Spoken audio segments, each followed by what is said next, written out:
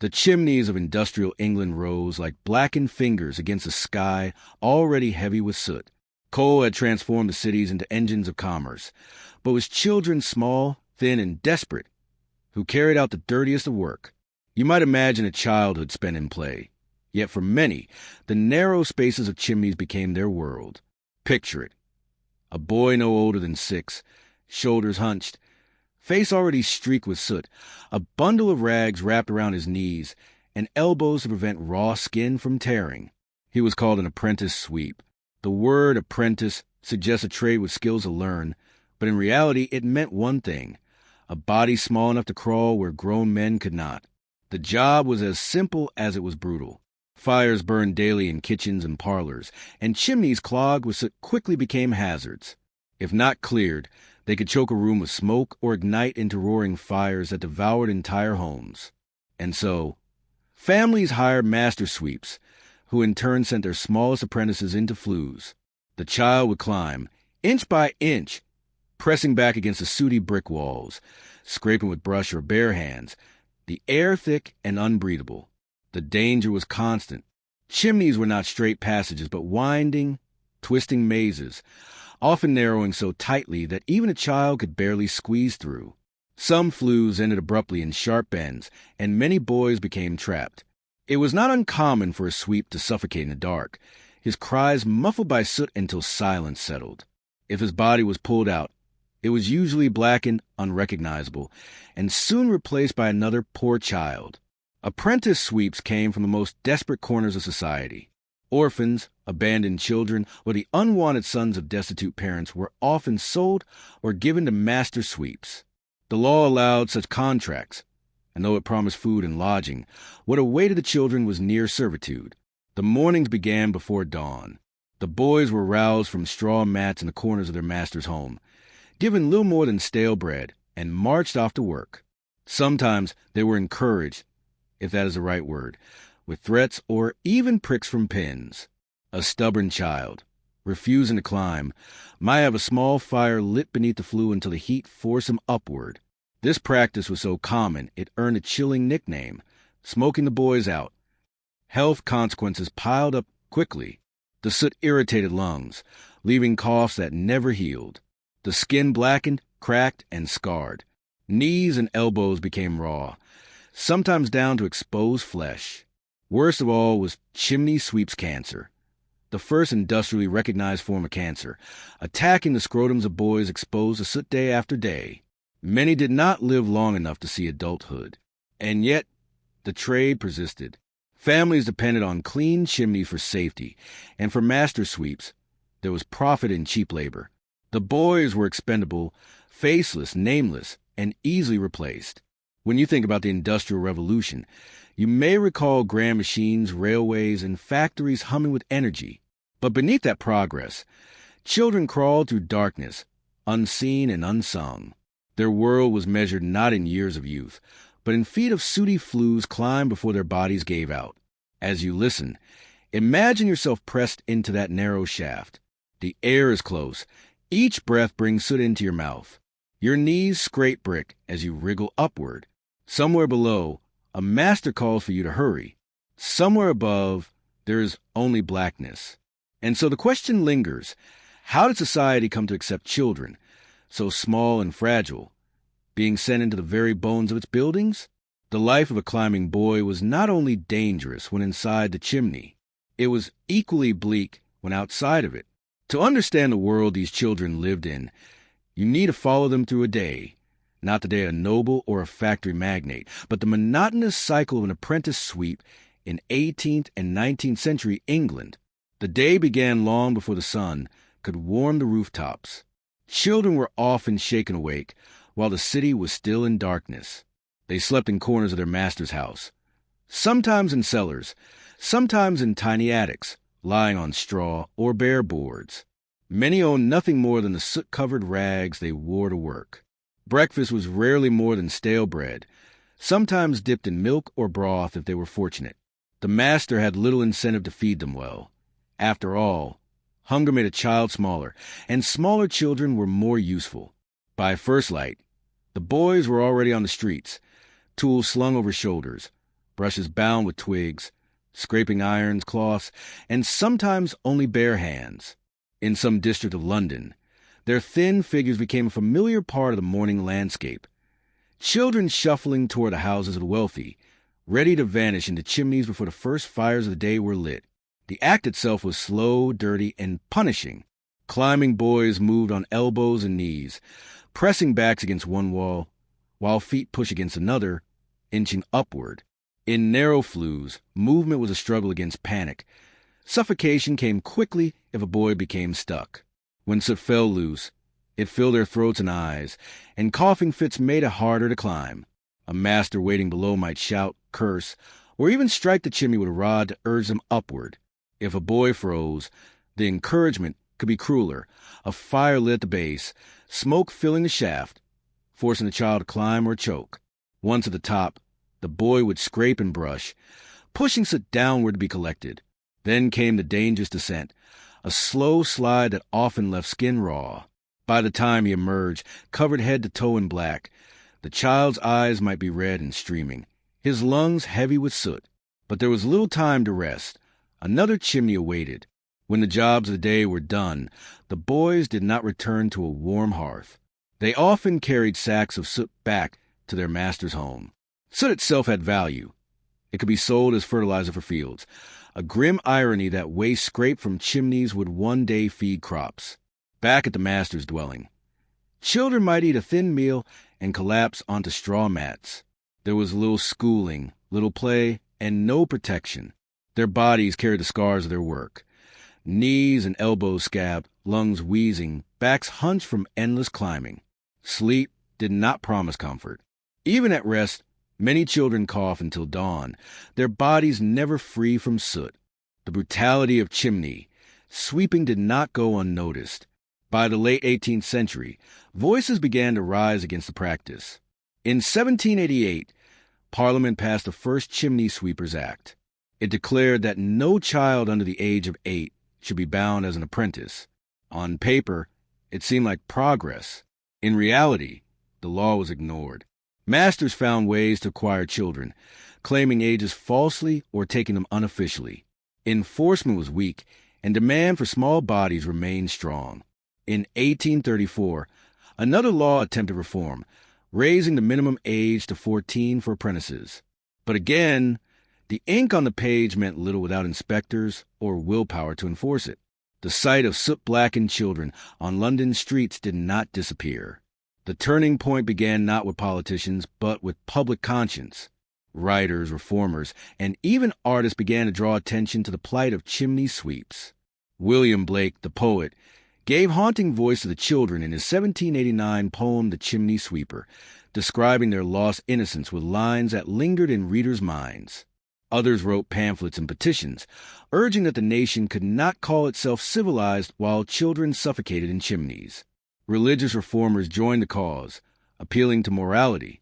Activists organized inspections, documented abuses, and exposed the deaths of children. Slowly, a sense of shame began to grow in society, though not quickly enough to spare a generation already scarred. One of the strangest truths of this history is that solutions already existed. By the early 19th century, inventors had created long brushes and mechanical devices that could clean chimneys without human bodies. But masters resisted, claiming that no brush could match the efficiency of a climbing boy. In truth, it was cheaper to use children. Over time, the resistance weakened. Public campaigns, combined with technological improvements, made mechanical sweeping more viable. By the mid-19th century, the sight of children climbing into chimneys finally began to fade, though not entirely. Perhaps the most chilling detail is how ordinary the practice became. For decades, parents, employers, and communities accepted the image of soot-covered children as part of life. Only when reformers forced society to confront the suffering behind the soot did change become inevitable. But the question remains, how many childhoods were lost in the meantime? How many boys were swallowed by chimneys, their names forgotten except in coroners' records? The image of a climbing boy is easy to frame as a tragedy of the past. Yet if you listen closely to the rhythm of history, you hear the echo. Societies often tolerate cruelty when it is profitable, only later awakening to its inhumanity. And so, as you drift into the story, you might ask yourself, why did it take so long for people to see what was happening right in front of them? By the mid-19th century, the shadow of the chimney sweep began to lift, though not quickly enough to erase decades of suffering. The decline of this grim trade is a story of technology, activism, and shifting public conscience, a reminder that cruelty, once normalized, only fades when society decides it can no longer be ignored. Laws had been written before, but they were weak, unenforced, or easily bypassed. The 1834 Act, for example, stated that no child under 14 could be an apprentice, but the practice continued almost openly. It took persistent campaigning, combined with undeniable public outcry, for Parliament to act decisively. The Chimney Sweepers Regulation Act of 1864 was the first to establish stricter enforcement, limiting the binding of apprentices and demanding mechanical alternatives. Still, masters resisted, and children continued to be forced up flues in rural and urban areas alike. Finally, the Chimney Sweepers Act of 1875 put true weight behind reform. It empowered police to arrest those who employed children in climbing chimneys, and it mandated that all chimneys must be swept using safe mechanical methods. By this time, Britain's conscience and its technology had caught up with its industry. The era of the climbing boys was at last ending. By the 1850s and 1860s, new brushes and rods made of whalebone and cane had proven effective. They could bend through flues, scrape soot, and reduce the need for small, expendable bodies. As more households adopted these devices, children became less necessary. Ironically, the very progress that had once demanded their suffering, industrial invention and efficiency, now replaced them. A chimney still needed cleaning, but the boy inside, it was no longer part of the equation. For many climbing boys, retirement came far too soon. By their teens, their bodies bore the permanent marks of labor. Knees bent inward, lungs scarred from soot, and cancers forming in the skin. Few survived long into adulthood, and those who did often carried coughs and deformities as reminders of the trade. Some were absorbed into other low-paid labor, factory floors, coal mines, or workhouses. A few were fortunate enough to find education through charities and reform groups. But for most, there was no fairy tale ending. Their contribution was swallowed by the soot, their names erased, remembered only when reformers cited them as evidence of cruelty. Interestingly, chimney sweeps never entirely vanished from culture. Painters and poets immortalized them, not as heroic figures, but as symbols of lost innocence. William Blake's The Chimney Sweeper remains one of the most haunting pieces of the Romantic period, its verses echoing the helpless voices of children forced into darkness. Later, Charles Kingsley's Tale of the Water Babies, 1863, turned the sweep into a fantastical figure, a child transformed after drowning in a chimney, reborn in a magical aquatic world. It was a story written for children, but its underlying theme was plain. Society had wronged its most vulnerable, and reform was overdue. Even today, the chimney sweep persists in folklore.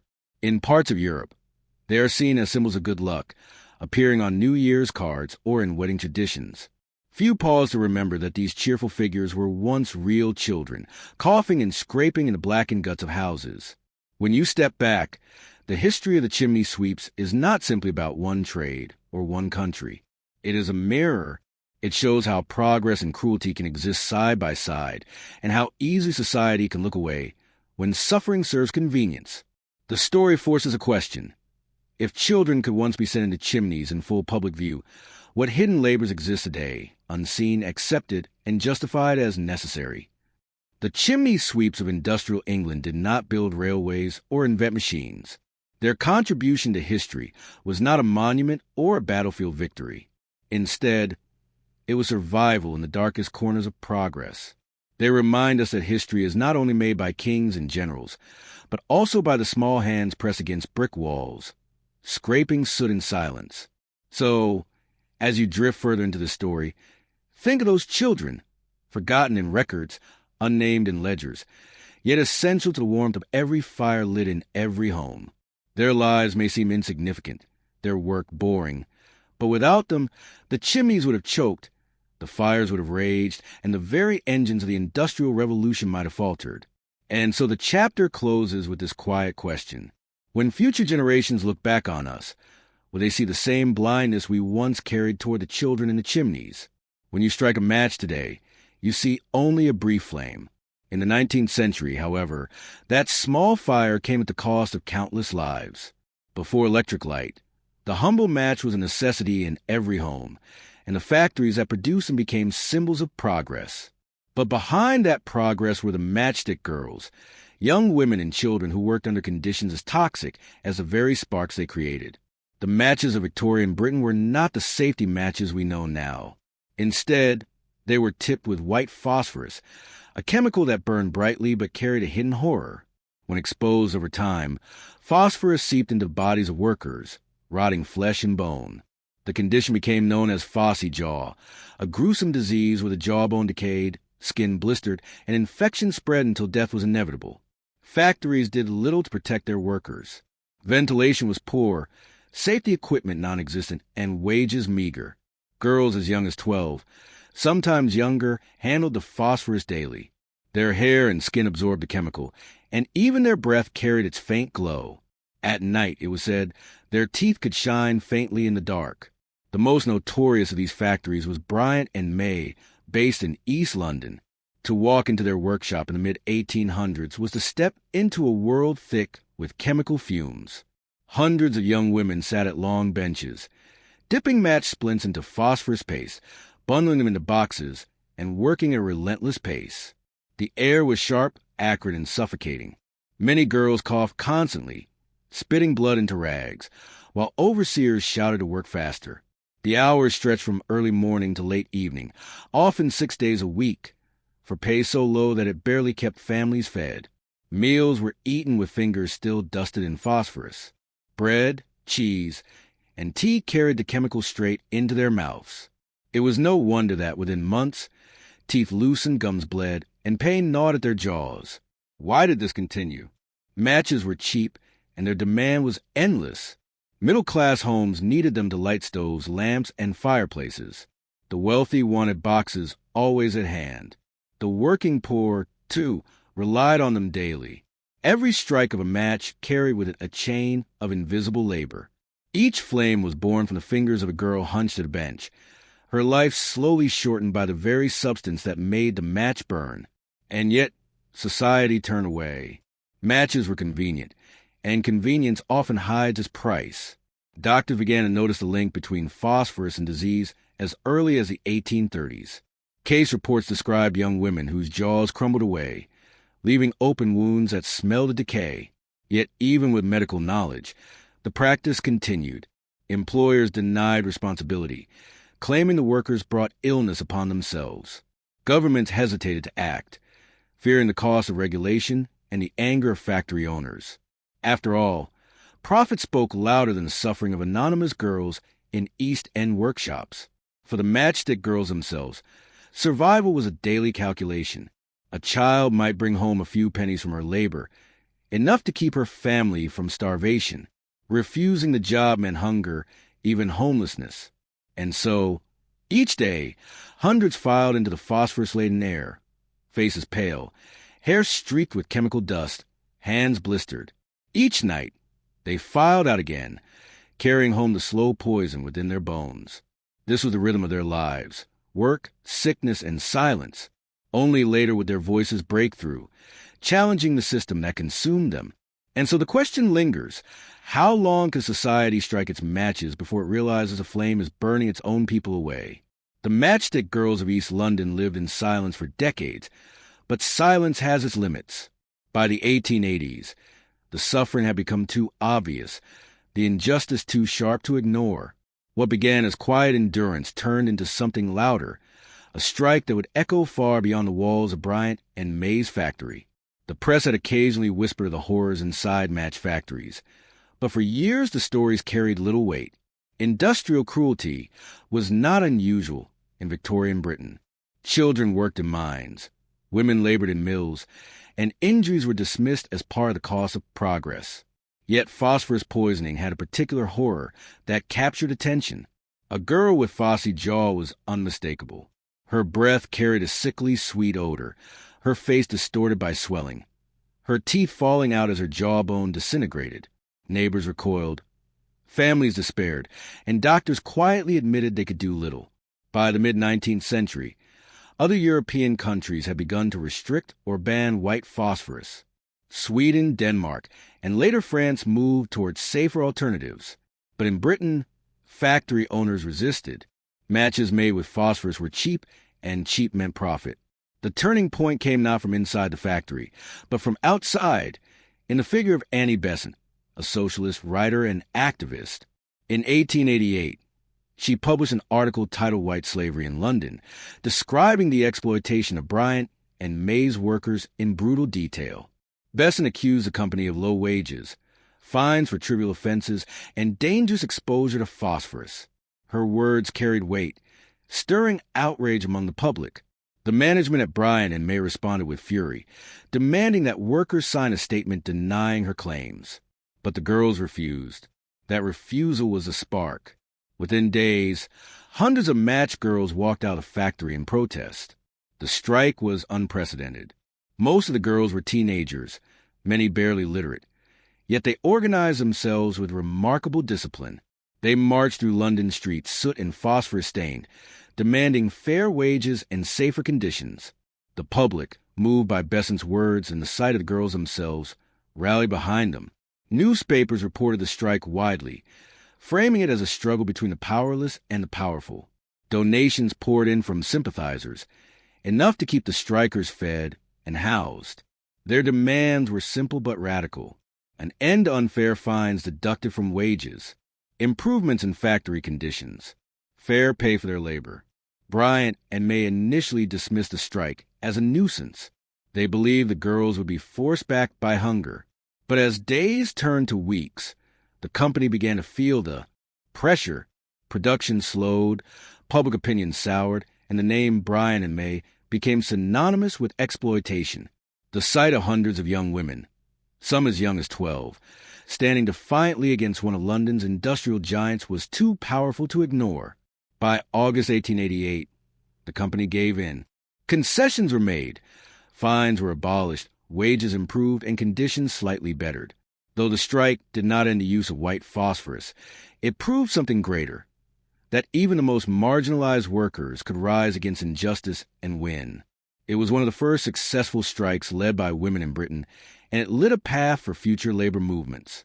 The battle against white phosphorus did not end with the strike. It took decades more campaigning, lobbying, and exposure before Britain finally banned the use of white phosphorus matches in 1910. By then, thousands had already suffered, and many had died. But the legacy of the match girls lived on.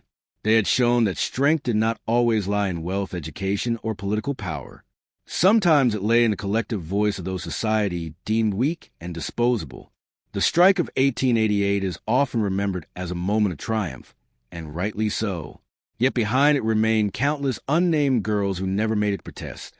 Those who died quietly in their homes, jaws eaten away, faces hidden from view. Every flame struck in 19th century London carried a shadow, a reminder that progress was never free.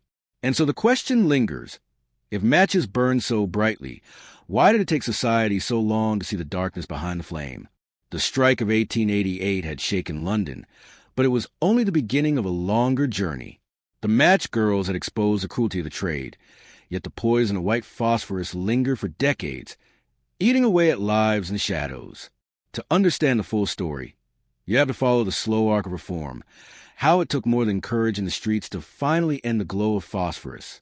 Though the 1888 strike brought immediate improvements, better pay, fewer fines, and safer conditions, the central danger remained: the matches themselves. White phosphorus was still in use, and the very thing that made matches convenient was a substance that destroyed workers' jaws. The British government hesitated. Industry argued that safer alternatives would cost too much, that customers wanted cheap matches above all else. So while other European countries like Denmark and Sweden moved toward banning phosphorus entirely, Britain lagged behind. Doctors continued to report cases of phossy jaw, documenting the pain and disfigurement. But reform was slow, tangled in debates over profit. For the match girls, victory in the strike was bittersweet. They had changed the conditions of their work, but not the work itself. The true answer to the phosphorus problem was invention. In the 1840s, a Swedish chemist had discovered a safer alternative, the safety match, made with red phosphorus, which was far less toxic. Unlike its white counterpart, red phosphorus did not rot flesh and bone, but adoption was slow. Safety matches required a special striking surface and were more expensive to manufacture. Factory owners resisted, clinging to the old ways. Consumers, used to cheap boxes of matches, were reluctant to pay more. Progress came not from compassion, but from regulation.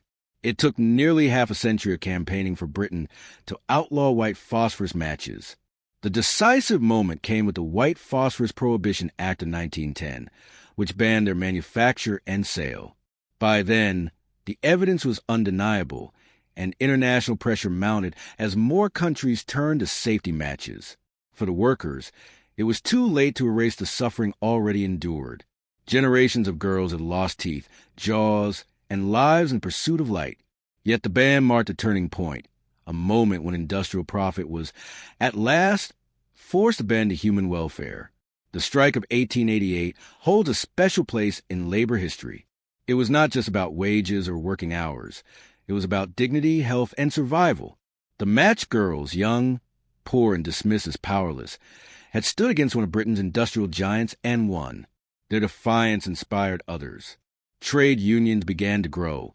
Women found new voices in public protest, and reformers pointed to the strike as proof that collective action could break the hold of exploitation. Annie Besant herself continued to advocate for workers, her name forever tied to the bravery of the girls she supported.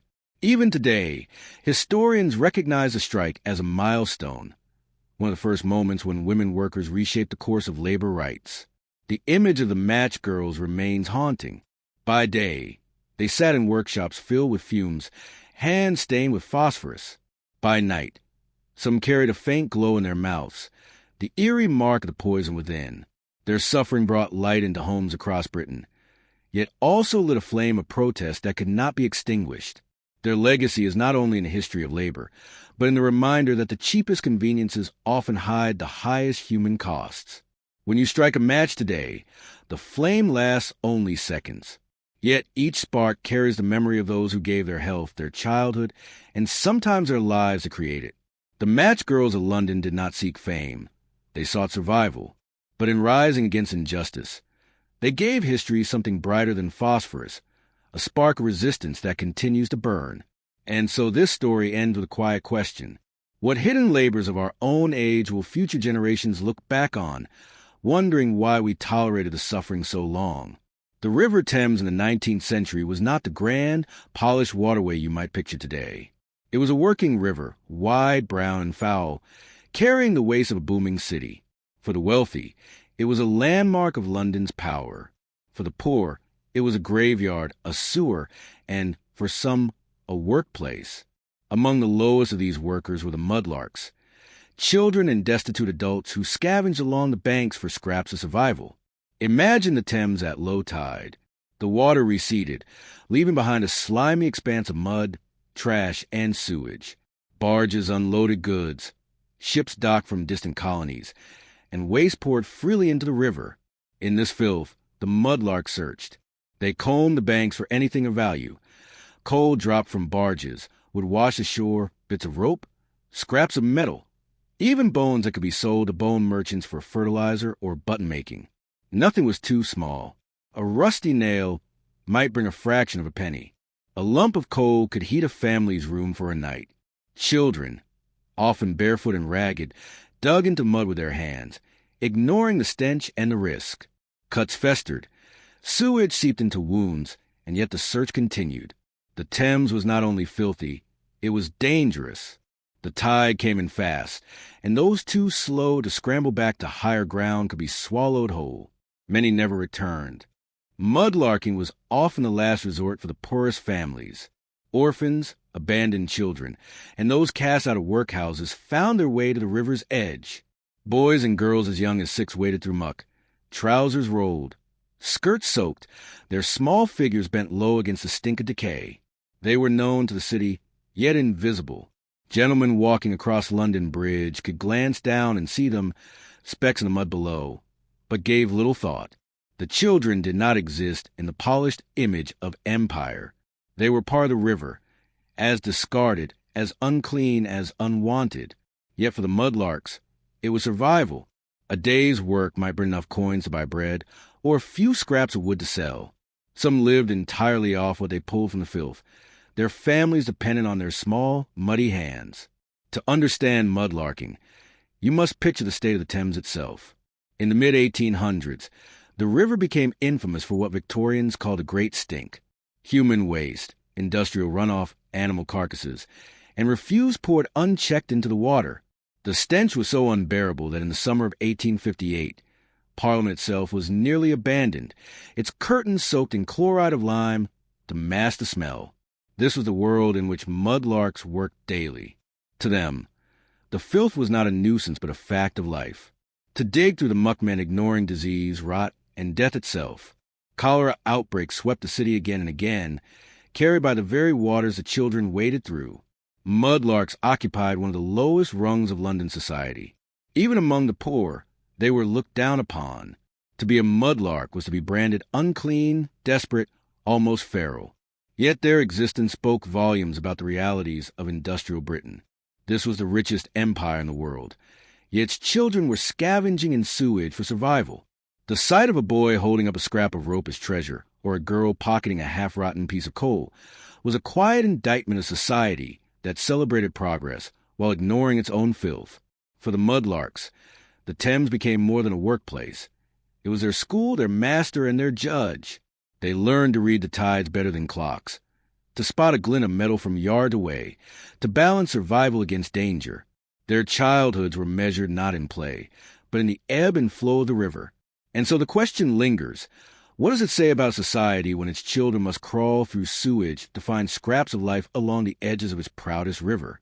The life of a mudlark was built on rhythms, not the comforting rhythm of routine meals or school bells, but the pull and retreat of the tide. The Thames dictated everything. When the waters sank, opportunity revealed itself. When they rose, death came swiftly to the unwary. At dawn, the first figures appeared along the river's edge. Boys and girls clambered down slippery embankments, bare feet sinking into the cold muck. They carried little more than sacks or baskets, sometimes just the pockets of their rags. Each low tide unveiled a new landscape. Slimy stones, tangled rope, shattered pottery, and the occasional glimmer of something worth a penny. Mudlarks stooped low, picking through the filth. They were experts in smallness, small fragments of coal, small strips of wood, small coins lost from careless hands. Each item was gathered, cleaned as best as possible, and sold to rag-and-bone merchants who paid pennies on the pound. The work was constant crouching, digging and hauling.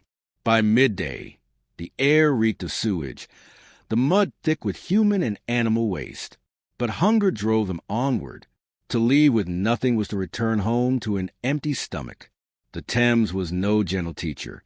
Its waters rose with astonishing speed, surging back to reclaim the muddy banks.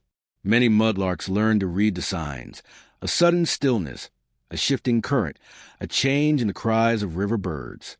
Yet even the sharpest eyes could be deceived. Children too absorbed in digging might look up too late. The water already closing in, the banks were steep, the mud clinging. Those who slipped often did not come back. Stories circulated of bodies pulled from the river days later, unrecognizable. But such tales rarely reached beyond the poor districts. The drowned were buried quietly, their absence filled by another child drawn to the mud by hunger. Beyond drowning lay another enemy, disease. The Thames was London's sewer, carrying the waste of millions. To wade in its waters meant constant exposure to cholera, typhoid, and dysentery. Outbreaks swept through the city in waves, and mudlarks were always among the first to fall ill. Yet there was no escape. Even sick children dragged themselves to the river, coughing and feverish, because a day missed meant lost bread. In this sense, disease was not just an accident of nature, but another tax on the poor, the cost of surviving in a city that offered no mercy. Mudlarks fascinated and repelled the middle and upper classes. Writers described them as urchins of the mud, their lives both pitiful and strangely exotic. To some, they were curiosities, proof of the wild corners of London life. To others, they were an embarrassment, a reminder that the great capital of empire rested on children scavenging in filth. Occasionally, social reformers attempted to intervene. Charitable missions opened schools, tried to feed the hungry, or lobbied for cleaner river practices. But these efforts were small ripples against a vast current of poverty. For every child taken in, dozens more slipped to the banks, driven by necessity. Despite their low status, mudlarks developed a strange kind of expertise. They could identify the worth of bone, glass, rope, or wood at a glance. They knew which shipyards shed the most coal, which docksmen were careless with their loads, and which stretches of river revealed the best finds. Some became minor legends, remembered for uncanny luck or daring rescues from the tide. A boy who found a silver spoon might feed his family for a week. A girl who uncovered lost cargo could briefly rise above hunger. Yet luck rarely lasted. The river always took back more than it gave. The truth of mudlarking was that it trapped children in cycles almost impossible to escape. The pennies earned kept families alive for another day, but provided no future. Few mudlarks found their way to steady trades. Most grew into adulthood as dock laborers, hawkers, or beggars, their bodies weakened by years in the muck. And yet, for all its cruelty, mudlarking persisted. London depended on these scavengers to clean its riverbanks of refuse, even if no one admitted it. The city's grandeur floated above, while its survival clung to the muddy hands of its poorest. And so the question lingers, how can a society that prides itself on progress allow its children to sink ankle-deep in sewage just to survive another day?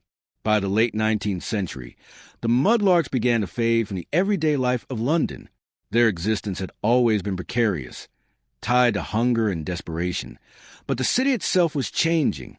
Sanitation reforms, new laws, and shifting economies slowly closed a chapter on this grim trade. Yet the memory of the mudlarks lingers, etched into both the filth and the fascination of London's history.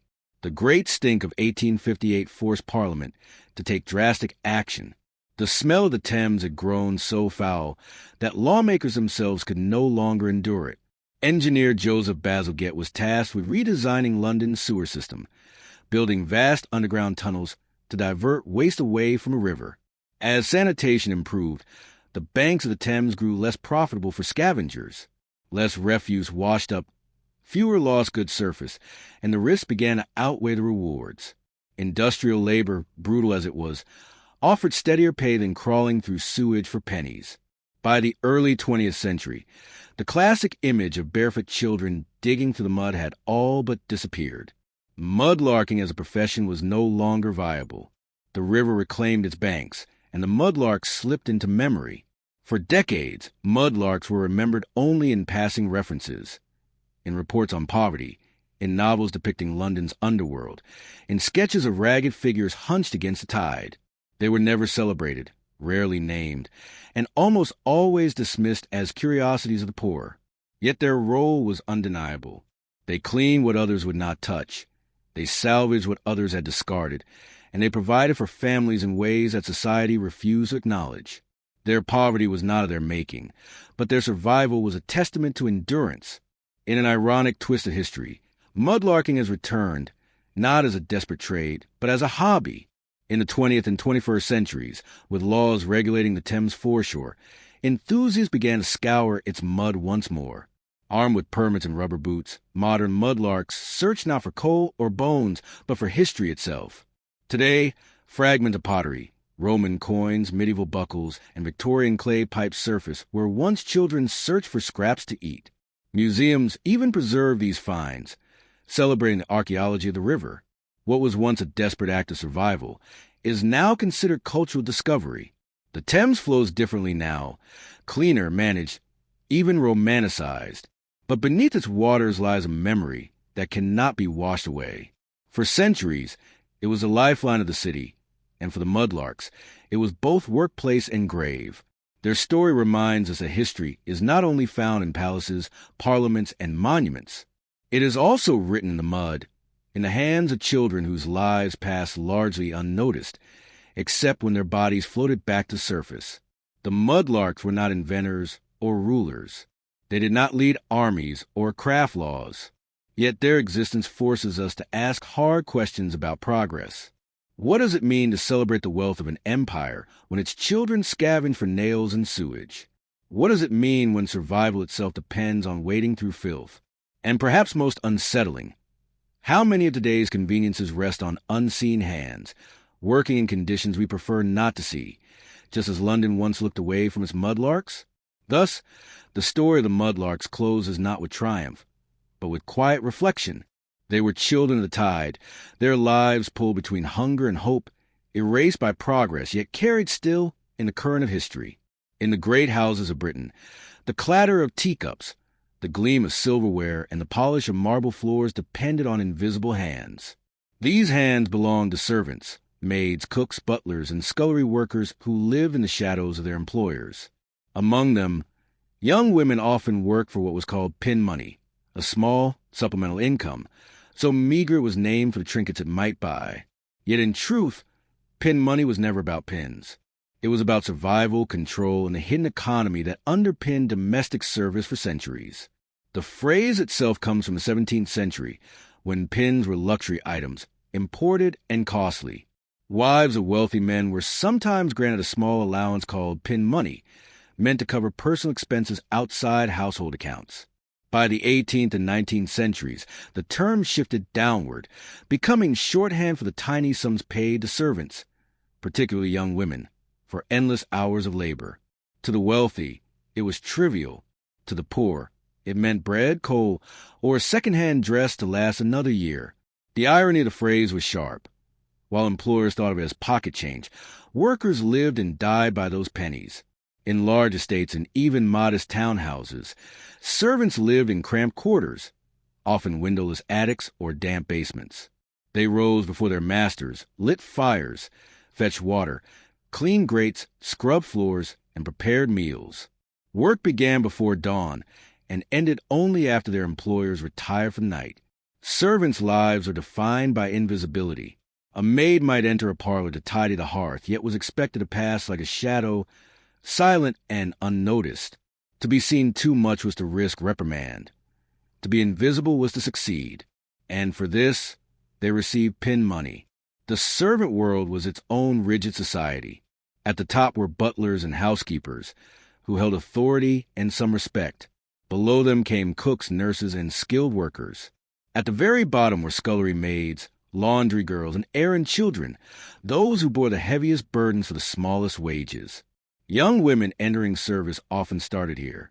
They cleaned greasy pots, carried coal, scrubbed laundry until their hands cracked, and emptied chamber pots. Their pay was pitiful, but it was a lifeline for families back home. Wages were usually sent to parents or siblings, leaving the servant herself with barely enough to buy soap or mended shoes. For many, service was seen as a form of security, better than begging or the workhouse. Servants had a roof, food, and clothing, though these were tightly controlled by employers. Dismissal was always a threat, often for reasons as small as a broken plate, a whisper of impropriety, or simply falling ill. Service stripped away autonomy. Employers dictated not only hours and duties, but also morals and appearance. Servants were expected to remain chaste, obedient, and grateful. Any deviation risked disgrace, unemployment, or worse, since servants without references were virtually unemployable elsewhere. Despite its meagerness, pin money shaped an invisible economy. It flowed from kitchens to markets, from laundries to second-hand clothing shops. Servants stretched each coin with skill, mending dresses, saving crusts of bread, pooling money with others to afford coal for warmth. Every penny carried the weight of effort. A maid might scrub for 14 hours to earn what her mistress spent casually on ribbons. The imbalance was glaring, yet it was rarely questioned. To the upper classes, pin money was a kindness. To servants, it was survival. And so the question lingers. What does it mean when an entire class of people works endless hours, yet their labor is reduced to something as dismissive as pin money? The world of service was often spoken of as respectable employment, but respectability was a luxury most servants could not afford. Behind the polished silverware and silent halls lay a life of restriction, survival, and at times Small acts of resistance. To understand pin money, you have to step into the shoes of those who earned it, or rather, into the shoes they often went without. Most servants sent their wages directly to their families. A young maid in London might live on scraps from the kitchen, saving every coin for her parents in the countryside. Others pooled wages with siblings, ensuring younger brothers could attend school or that ailing relatives had coal for winter. Their own needs came last. Shoes were mended until they could no longer hold thread. Dresses were patched, then turned inside out to stretch their use. Soap and needles were luxuries to be bargained for at market stalls. Pin money was never extra. It was stretched until it snapped, and still it was never enough. Service was not merely employment. It was control. A servant's body, time, and even her reputation belonged to her employer. Curfews. Many households forbade servants from leaving after dark, locking doors at night. Silence. Servants were expected to speak only when spoken to, and certainly not to offer opinions in front of their masters. Dress codes. Employers dictated how servants dressed, plain, modest, and sometimes even in uniforms that emphasized their subordinate status. Moral scrutiny, a whisper of impropriety. Being seen with a man, laughter at the wrong moment, or rumors of pregnancy could mean instant dismissal. Dismissal was catastrophic. Without a reference letter from a previous employer, a servant was considered unemployable. One mistake could end a career before it began. Domestic service was heavily gendered. Women outnumbered men by far, filling the roles of maids, cooks, and nurses. For poor women, service was often the only employment available outside of marriage or the factories. This imbalance exposed them to exploitation. Masters could harass or abuse female servants, and the blame often fell on the woman herself.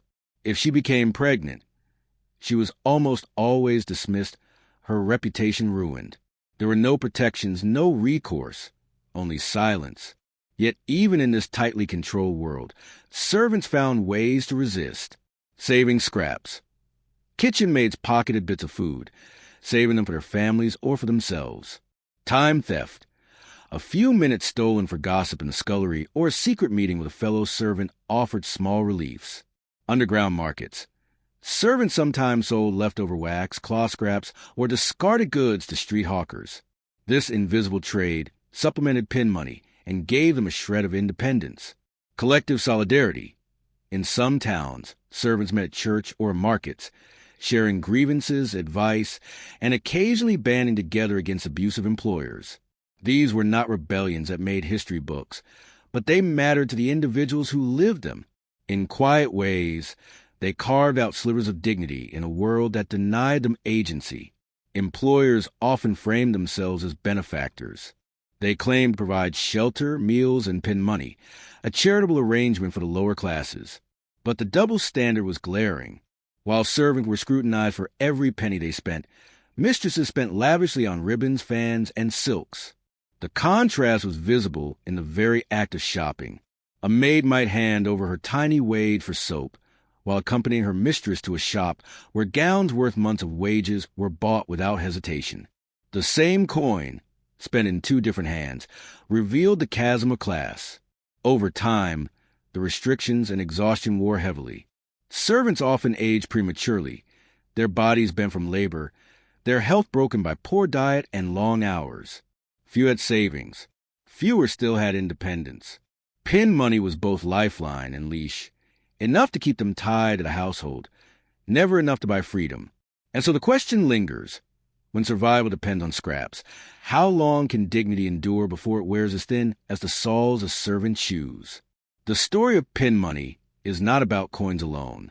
It is about power, control, and invisible labor that made households and empires function.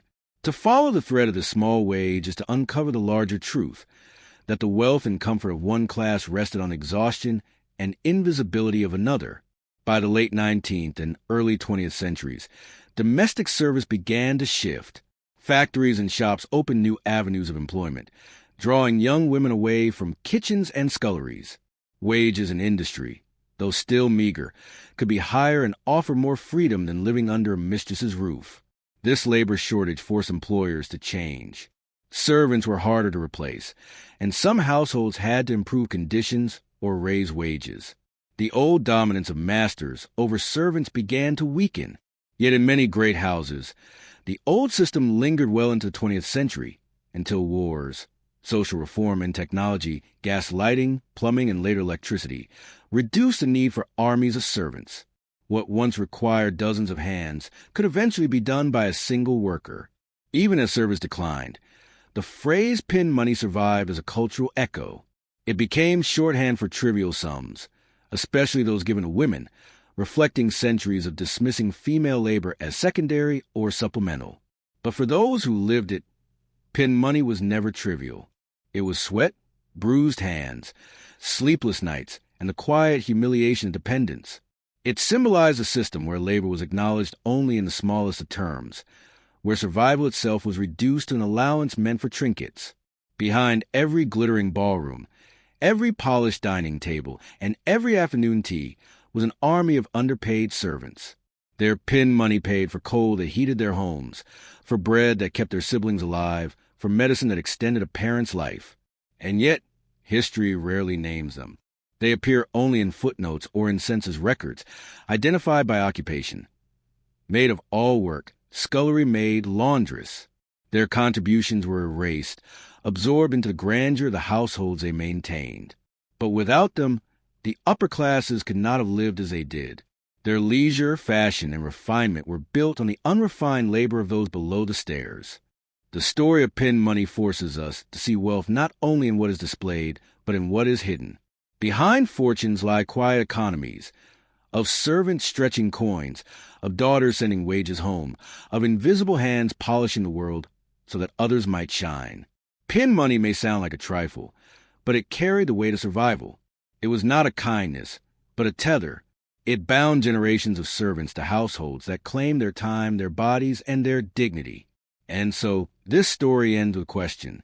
If the wealth of the past was built on pin money, what invisible labors and underpaid hands sustain the luxuries of our own present? Long before alarm clocks buzzed or sirens wailed, cities had other voices to mark the hours of day and night. The toll of a church bell, the call of a night watchman, the creak of wooden wheels on cobbled streets. These were the sounds that held order in old towns. For centuries, bells and watchmen were not just background noise, but essential tools of survival. They told people when to wake, when to work, when to pray, and when to guard their doors against thieves. In medieval Europe, bells were the heartbeat of the city. Most households had no clocks, and only monasteries or wealthy merchants could afford them.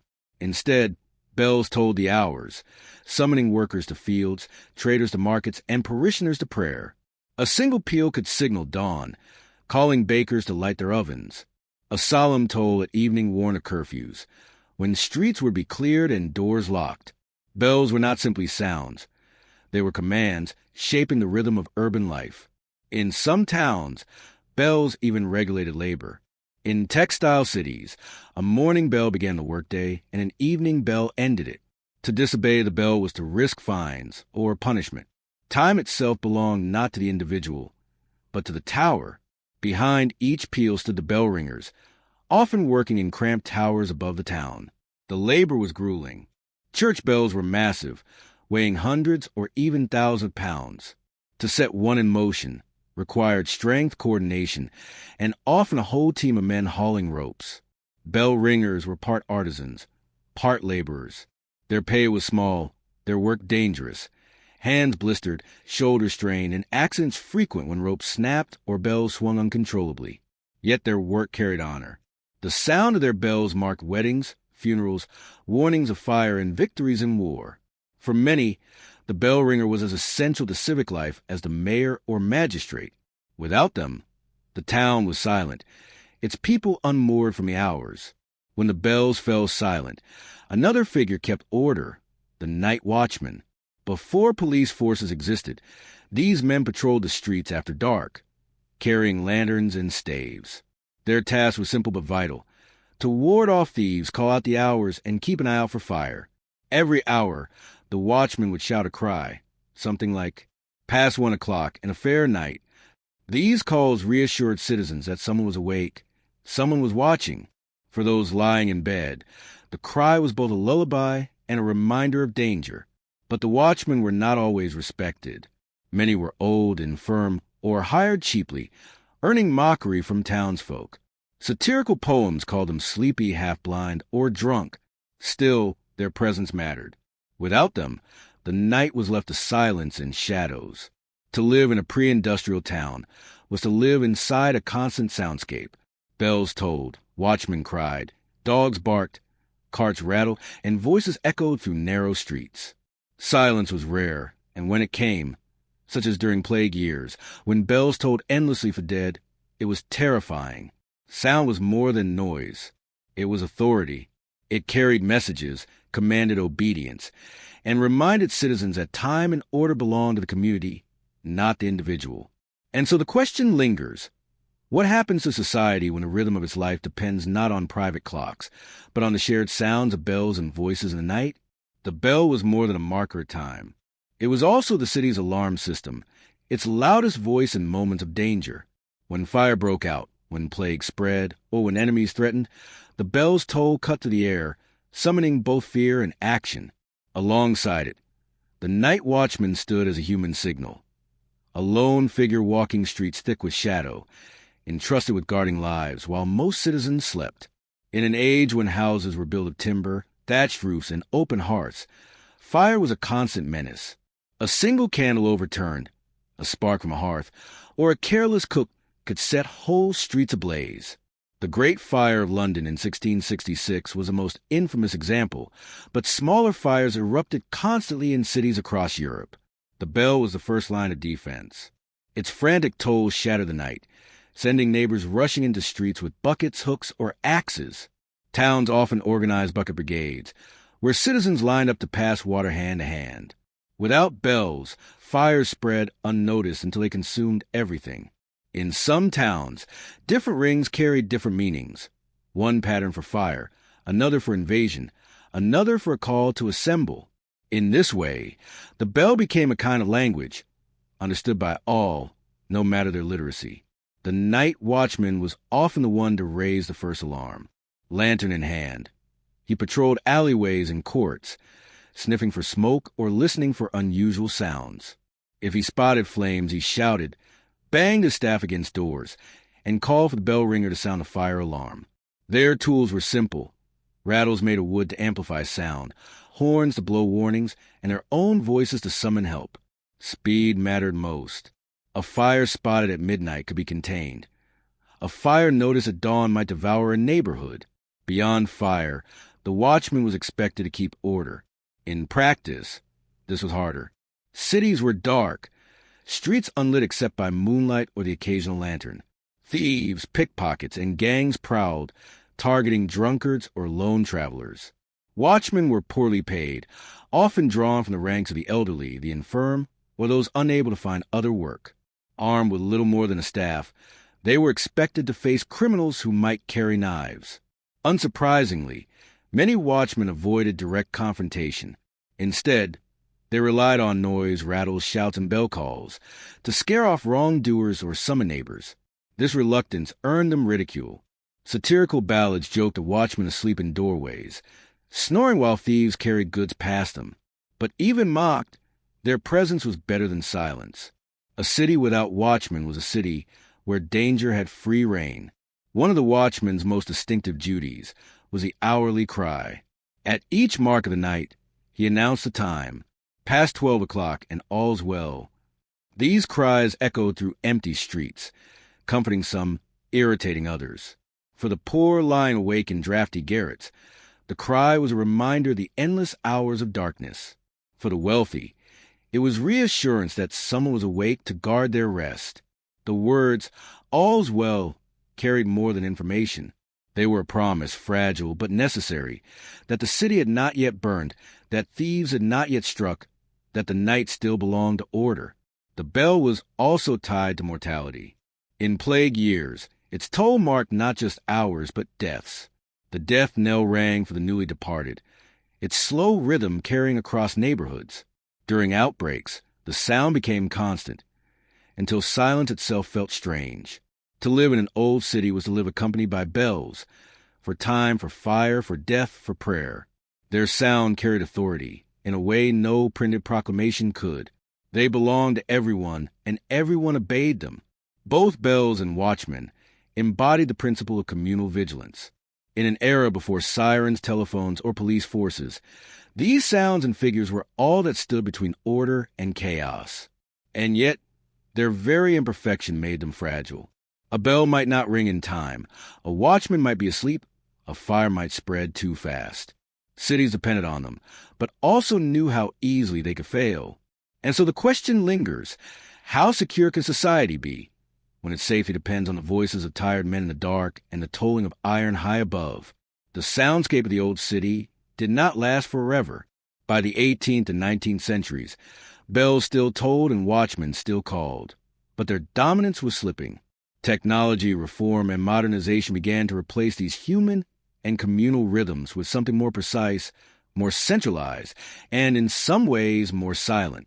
Public clocks spread through cities, mounted on town halls, churches, and towers. Where once only the bell had marked the hour, now dials and hands gave people something to see as well as hear. Soon after, personal timepieces became affordable. What had been the privilege of merchants and nobles became accessible to middle-class families. By the 19th century, even workers carried pocket watches. Time was no longer only communal, announced from above. It became private, ticking in pockets and on mantelpieces. The bell, once sovereign, was reduced to an echo of tradition. Meanwhile, cities grew too large, too crowded, too restless for watchmen alone. The system of poorly paid men with rattles and lanterns faltered under the strain of urban growth. In their place arose the modern police. Organized, uniformed, and armed with authority, police forces replaced the informal, often ridiculed watch. Their presence was meant to reassure, but also to discipline. Where the watchman had been a neighbor with a lantern, the policeman was an agent of the state. The cries of "all's well" faded, replaced by the silent patrol of boots on cobblestones. With clocks in homes and police on the streets, the old voices grew quiet. Bells still rang for church, for weddings, for funerals, but no longer for hours, fires, or curfews. The watchman's cry, once a marker time in the dark, disappeared almost overnight. Cities grew quieter in one sense, but also lonelier. The communal rhythm, when all citizens rose, worked, prayed, and rested by the same bell, gave way to private schedules. Time, once shared, became individual. Even as their practical roles vanished, bells and watchmen survived in memory. Many towns kept ceremonial watchmen who cried the hours at festivals, a quaint echo of what was once life-saving labor. Bell-ringing societies preserved the art of change-ringing, celebrating the craft that once guided entire populations. In literature and folklore, both figures live on. Watchmen appear in poems and plays, sometimes mocked, sometimes revered. Bells toll in novels as symbols of fate, continuity, or warning. They remind us of an era when sound itself was law. The story of bells and watchmen is a story of transition, from shared sound to private time, from communal guardianship to institutional control. Progress brought accuracy, safety, and efficiency, but also stripped away a certain intimacy. A bell's toll, a watchman's cry. These were not just practical signals, but shared experiences binding a city together.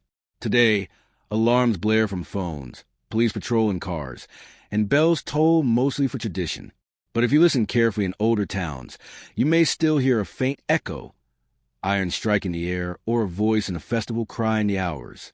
They are reminders of when order was carried not by machines, but by human voices in the night. And so this story ends with a question. When time and safety became private and silent, what part of community life was lost with the fading cry of "all's well"? Salt today is an afterthought, shaken from glass shakers, poured from paper packets, or bought in neat crystals as a luxury. But for most of human history, salt was not just seasoning. It was survival. It preserved meat, kept fish edible for voyages, and sustained armies on the march. And behind this essential mineral stood the labor of salt harvesters, men, women, and often children, who scraped it from coasts, pans, and marshes under blistering suns.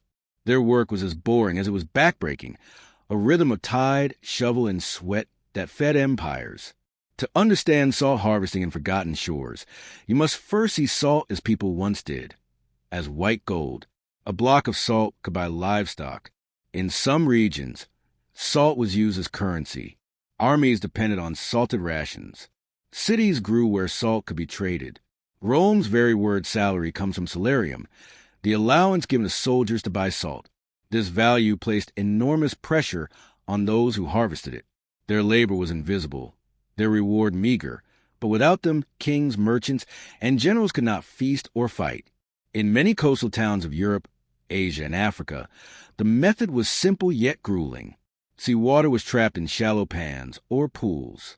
Under the sun, the water evaporated, leaving behind white crusts of salt. Harvesters scraped it into piles, washed it, and packed it into sacks. The work was dictated by weather and tide. Too much rain washed salt away. Too much sun cracked the earth. At dawn, harvesters trudged barefoot into shallow pools, their skins stung raw by brine, their backs bent for hours. Each crystal of salt cut like glass against skin. Children carried baskets heavier than themselves. Women hauled sacks on heads and shoulders. Men dug channels to guide the tide. By midday, the salt glittered like snow, but the harvesters saw not beauty, only exhaustion. Salt was wealth, but not for those who made it. Constant contact with brine blistered feet and legs, leaving scars. Salt crust rubbed against skin, opening sores that never fully healed. Eyes burned from glare as sunlight bounced off the endless white fields. Lungs filled with salty dust as the crystals were ground and packed. Workers earned pennies. The profit flowed upward, to merchants who sold it in markets, to officials who taxed it, to rulers who built wealth on the backs of salt harvesters. Salt pans were often tucked away in coastal flats, marshlands, or islands, places few outsiders visited. Their entire communities depended on salt, living in huts, eating sparse meals, and enduring harsh conditions. Their world revolved around tides and evaporation, their future tied to the endless white harvest. Travelers occasionally noted them in journals. The salt workers are brown with sun, bent like reeds, and never far from the shallow pools where their lives pass. But for most, they remained unseen. Salt was not optional. It kept food from rotting, enabled long voyages, and sustained armies. Without salt harvesters, empires could not expand, ships could not sail far, and winters would have been leaner still. And yet, these workers, bent over shimmering fields, were considered expendable. Their labor was constant, invisible, and dismissed as the work of the poor. And so the question lingers, how many lives were spent, grain by grain, to make possible something as ordinary as a pinch of salt on a meal? Salt may have looked like nothing more than crystals scraped from the earth, but its importance turned it into one of history's most powerful instruments of control. Governments taxed it, empires fought over it, and ordinary people rose in rebellion when the burden became too heavy. The harvesters themselves often bore the double weight, first of labor, then of taxation. From China to France, salt was not just a commodity, but a revenue stream. Rulers understood that no one could live without it. Taxing salt meant taxing survival itself. China. As early as the Tang dynasty, the Chinese state established a monopoly on salt, controlling its production and sale. Revenues from salt funded armies and administration for centuries. France. The gabelle, a salt tax imposed in the 14th century, became one of the most hated levies in Europe. It forced people to buy salt only from official sources at inflated prices. Smugglers risked prison or death, but still they carried contraband salt across the countryside. India.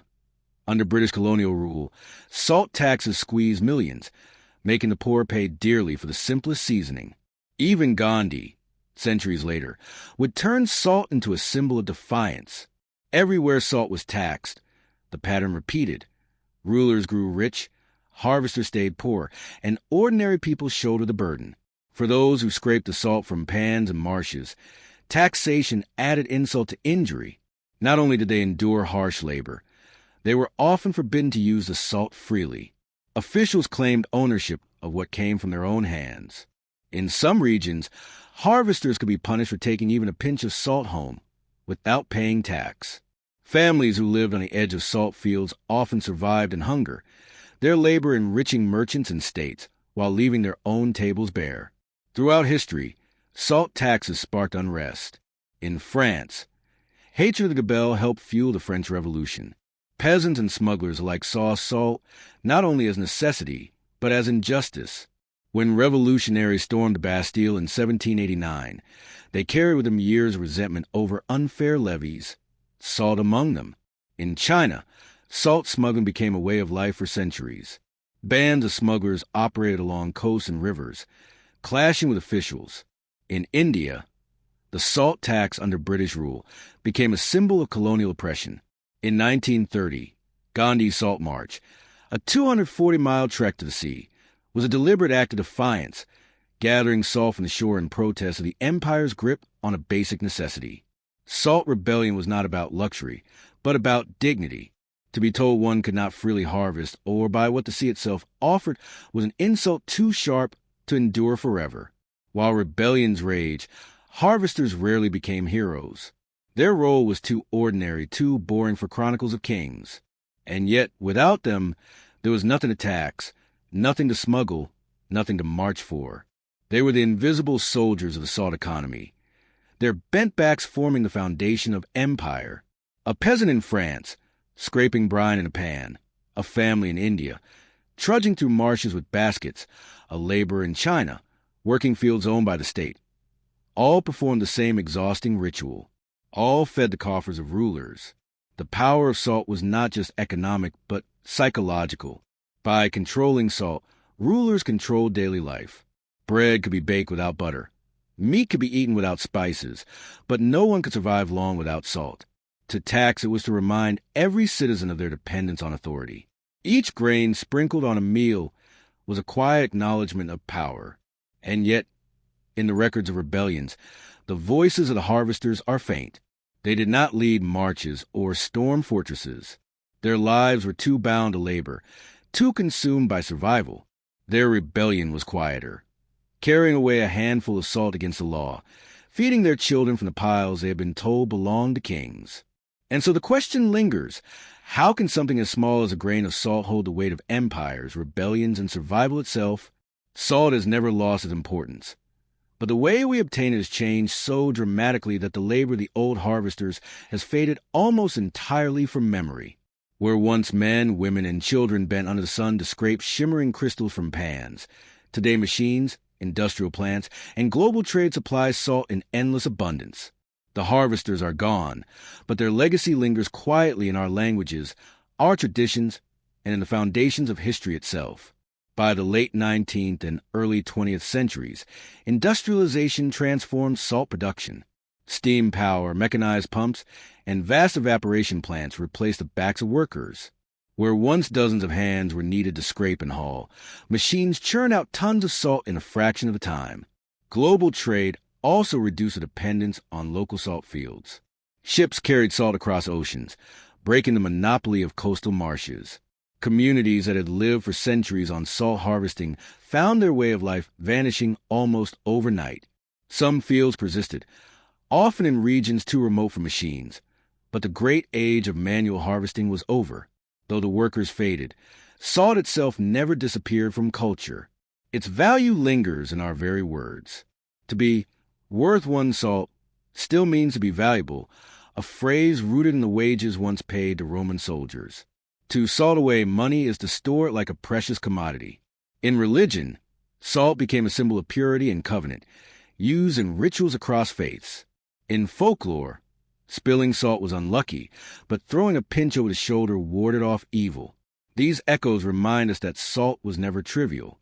It was life itself. And yet, in the chronicles of kings and wars, the harvesters remain nameless. Their sweat built the stores that fed armies, preserved food for voyages, and sustained cities, but their lives were rarely recorded. They were described only in passing. Peasants at work in the pans, laborers gathering the crystals. What we know of them comes not from monuments, but from scars, bones bent from years in brine, tools left rusting in salt fields, diaries of travelers who glanced at their toil for a moment and moved on. In some places, salt harvesting survives as tradition rather than necessity. Tourists walk the fields of Portugal's Algarve or France's Guérande, watching workers in wide hats scrape the glittering surfaces. They take photographs of landscapes that once broke bodies, marveling at the beauty of white salt against blue sky. For the workers of the past, there was no beauty in endless glare, only exhaustion, yet their forgotten labor has become heritage, celebrated only after it was no longer a means of survival. The story of salt harvesters is a story of invisibility. They shaped economies, fed armies, and sustained civilizations, but their names dissolved like crystals in water. Salt remains on every table, so common that we barely notice it. Yet each grain carries a memory of forgotten shores, of bent backs, blistered feet, and communities bound to the tide. And so, this story ends with a question. If the wealth of entire civilizations once depended on something as simple as salt, what other ordinary substances of today conceal histories of unseen labor? Before the flick of a switch, before gas lamps hissed in the streets, light came from flame. Candles illuminated dinners, guided prayers, and warded off the terrors of night. Yet behind each small flame was a world of labor, smell, and drudgery, the work of candle makers who transformed fat and wax into light. To us, a candle is quaint, decorative, or romantic. To the past, it was survival. For centuries, nights were long, winters darker still, and few could afford oil lamps. Candles were the primary source of indoor light for ordinary people. They allowed scribes to write, weavers to work, families to eat, and churches to pray after sunset. Without them, night was impenetrable. But candles did not come easily. Each one was a product of unpleasant work, carried out by people whose names rarely appear in the Chronicles of Kings. Not all candles were equal. Wealth determined what lit your table. Tallow candles, made from animal fat, were the most common. They burned with smoke, guttered easily, and filled rooms with a rank odor. For the poor, they were the only option. Beeswax candles, on the other hand, burned clean and bright. They smelled sweet, lasted longer, and gave steadier light. They were expensive, often reserved for churches, monasteries, and the wealthy. The distinction between tallow and wax was not just practical, it was social. The poor lived by stinking tallow, while the rich and the holy lived by golden beeswax.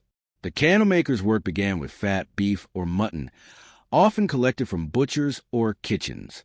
It had to be rendered, boiled down in great cauldrons until it separated into tallow. The stench was overpowering. Travelers in cities often complained of the reek drifting from candlemakers' workshops, lingering in alleys and clinging to clothes. Once rendered, the tallow was poured or dipped around wicks. The process was repetitive, smelly, and hot. Apprentices, often young boys, spent hours dipping wicks, layer by layer, until a candle formed. Their hands blistered, their clothes stained with grease. Beeswax offered a different process, cleaner, but limited by supply. Beekeepers sold wax at high prices, and candlemakers molded it into slender, elegant tapers.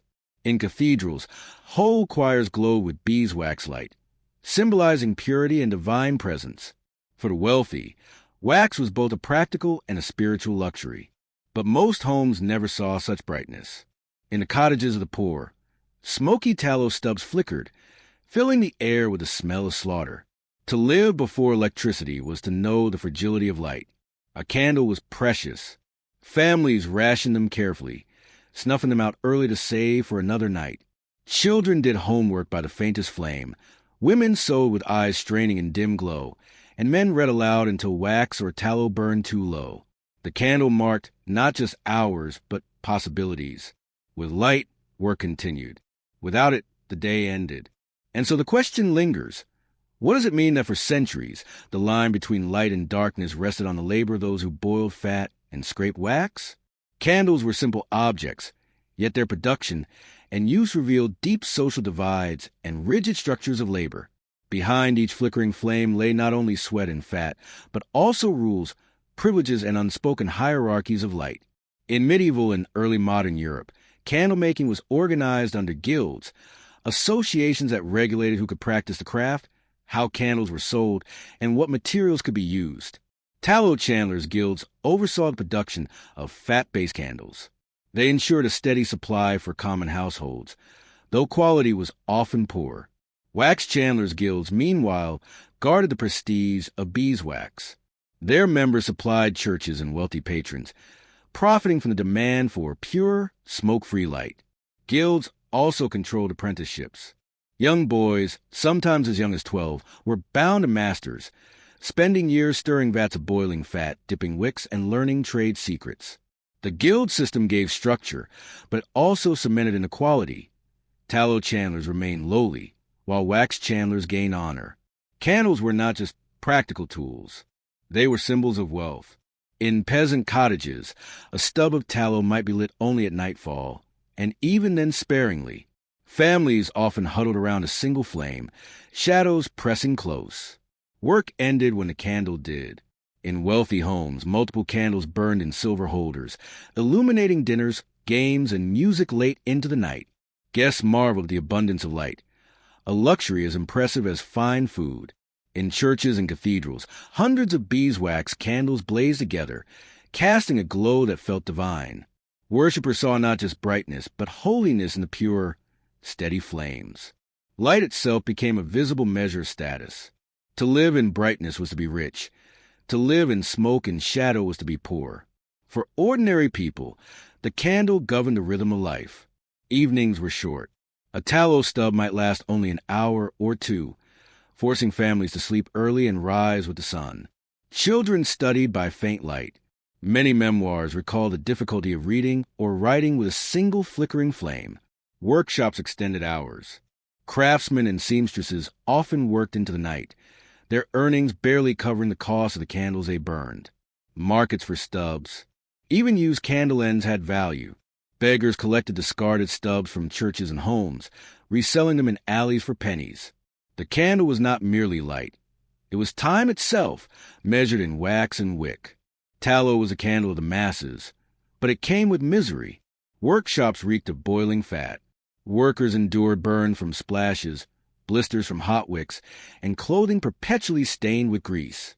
The candles smoked heavily, filling rooms with haze and staining walls with soot. They dripped constantly, wasting precious material. And the smell, rancid, sour, unmistakable, clung to everything. For families with no alternative, it was both necessity and burden. Wax chandlers, by contrast, worked in cleaner, sweeter conditions. Their shops smelled of honey rather than slaughterhouses. Their candles burned clean and long, becoming symbols not just of light, but of refinement. Wax's prestige made it a marker of sacredness. Churches insisted on beeswax for liturgical use, associating its purity with divine presence. Royal courts likewise preferred wax, its steady glow reflecting power and elegance. This divide reinforced the idea that even light itself was stratified. The poor lived in smoke and stench, while the rich and holy glowed in golden purity.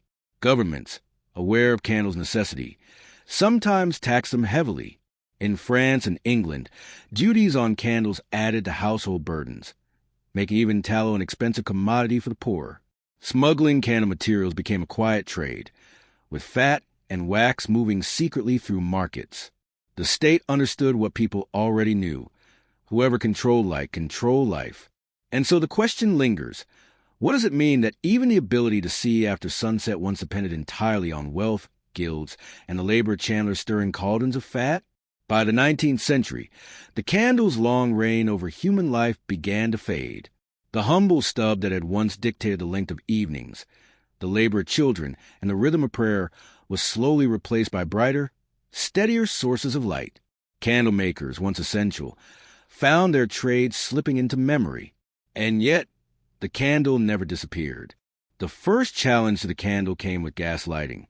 By the early 1800s, lamps fueled by coal gas began to spread in cities, illuminating streets and eventually homes. They were brighter, cheaper, and more reliable than tallow stubs. For the poor, candles still lingered, but for the middle classes, the shift was undeniable. Night no longer belonged to flickering flames. Then came electricity. By the late 19th and early 20th centuries, electric bulbs offered a revolution. They provided light without smoke, smell, or danger of fire. Where candles had once symbolized wealth, electric lighting symbolized modernity. For the first time in history, light was no longer rationed. It could flood entire rooms, streets, and factories without limit. For candle makers, this was the end of an era. Guilds dissolved, Tallow chandlers closed shops, and wax chandlers saw their market shrink to ceremonial and decorative use. Yet even as practical necessity waned, the candle gained new symbolic power. In religion, candles remained essential in churches, synagogues, and temples. They symbolized purity, prayer, remembrance, and divine presence. In ritual, from birthdays to vigils, candles became tokens of celebration or mourning. A single flame came to represent memory, hope, or spirit. In romance, no longer tied to survival, candles became associated with intimacy. Their flicker evoked atmosphere, nostalgia, and calm. The very qualities that once made candles frustrating, their weakness, their fragility, became part of their charm. What disappeared in this transformation was memory of the candle makers themselves. Few recall the reeking workshops of tallow chandlers, the endless dipping of wicks by apprentices, or the sweat that went into producing the light of a single evening. The candle we see today, clean, scented, decorative, bears little resemblance to the greasy, smoking stubs that once defined daily life. The labor behind those stubs has been erased, overshadowed by the elegance of what candles came to symbolize. The candle story is one of transformation, from survival to symbol, from necessity to nostalgia. It reminds us that even the smallest objects can shape human life in profound ways. For centuries, a candle meant the difference between darkness and activity, between silence and song. It measured time, embodied class, and consumed the labor of countless invisible workers. Now, when we light one in quiet moments, we may forget the centuries when it was all the light people had. But history whispers through the flame. This was once life itself. And so this story ends with a question. When survival becomes nostalgia, what do we lose by forgetting the labor that once made the ordinary extraordinary? In the mid-19th century, America's great cities swelled with immigrants, factories, and poverty.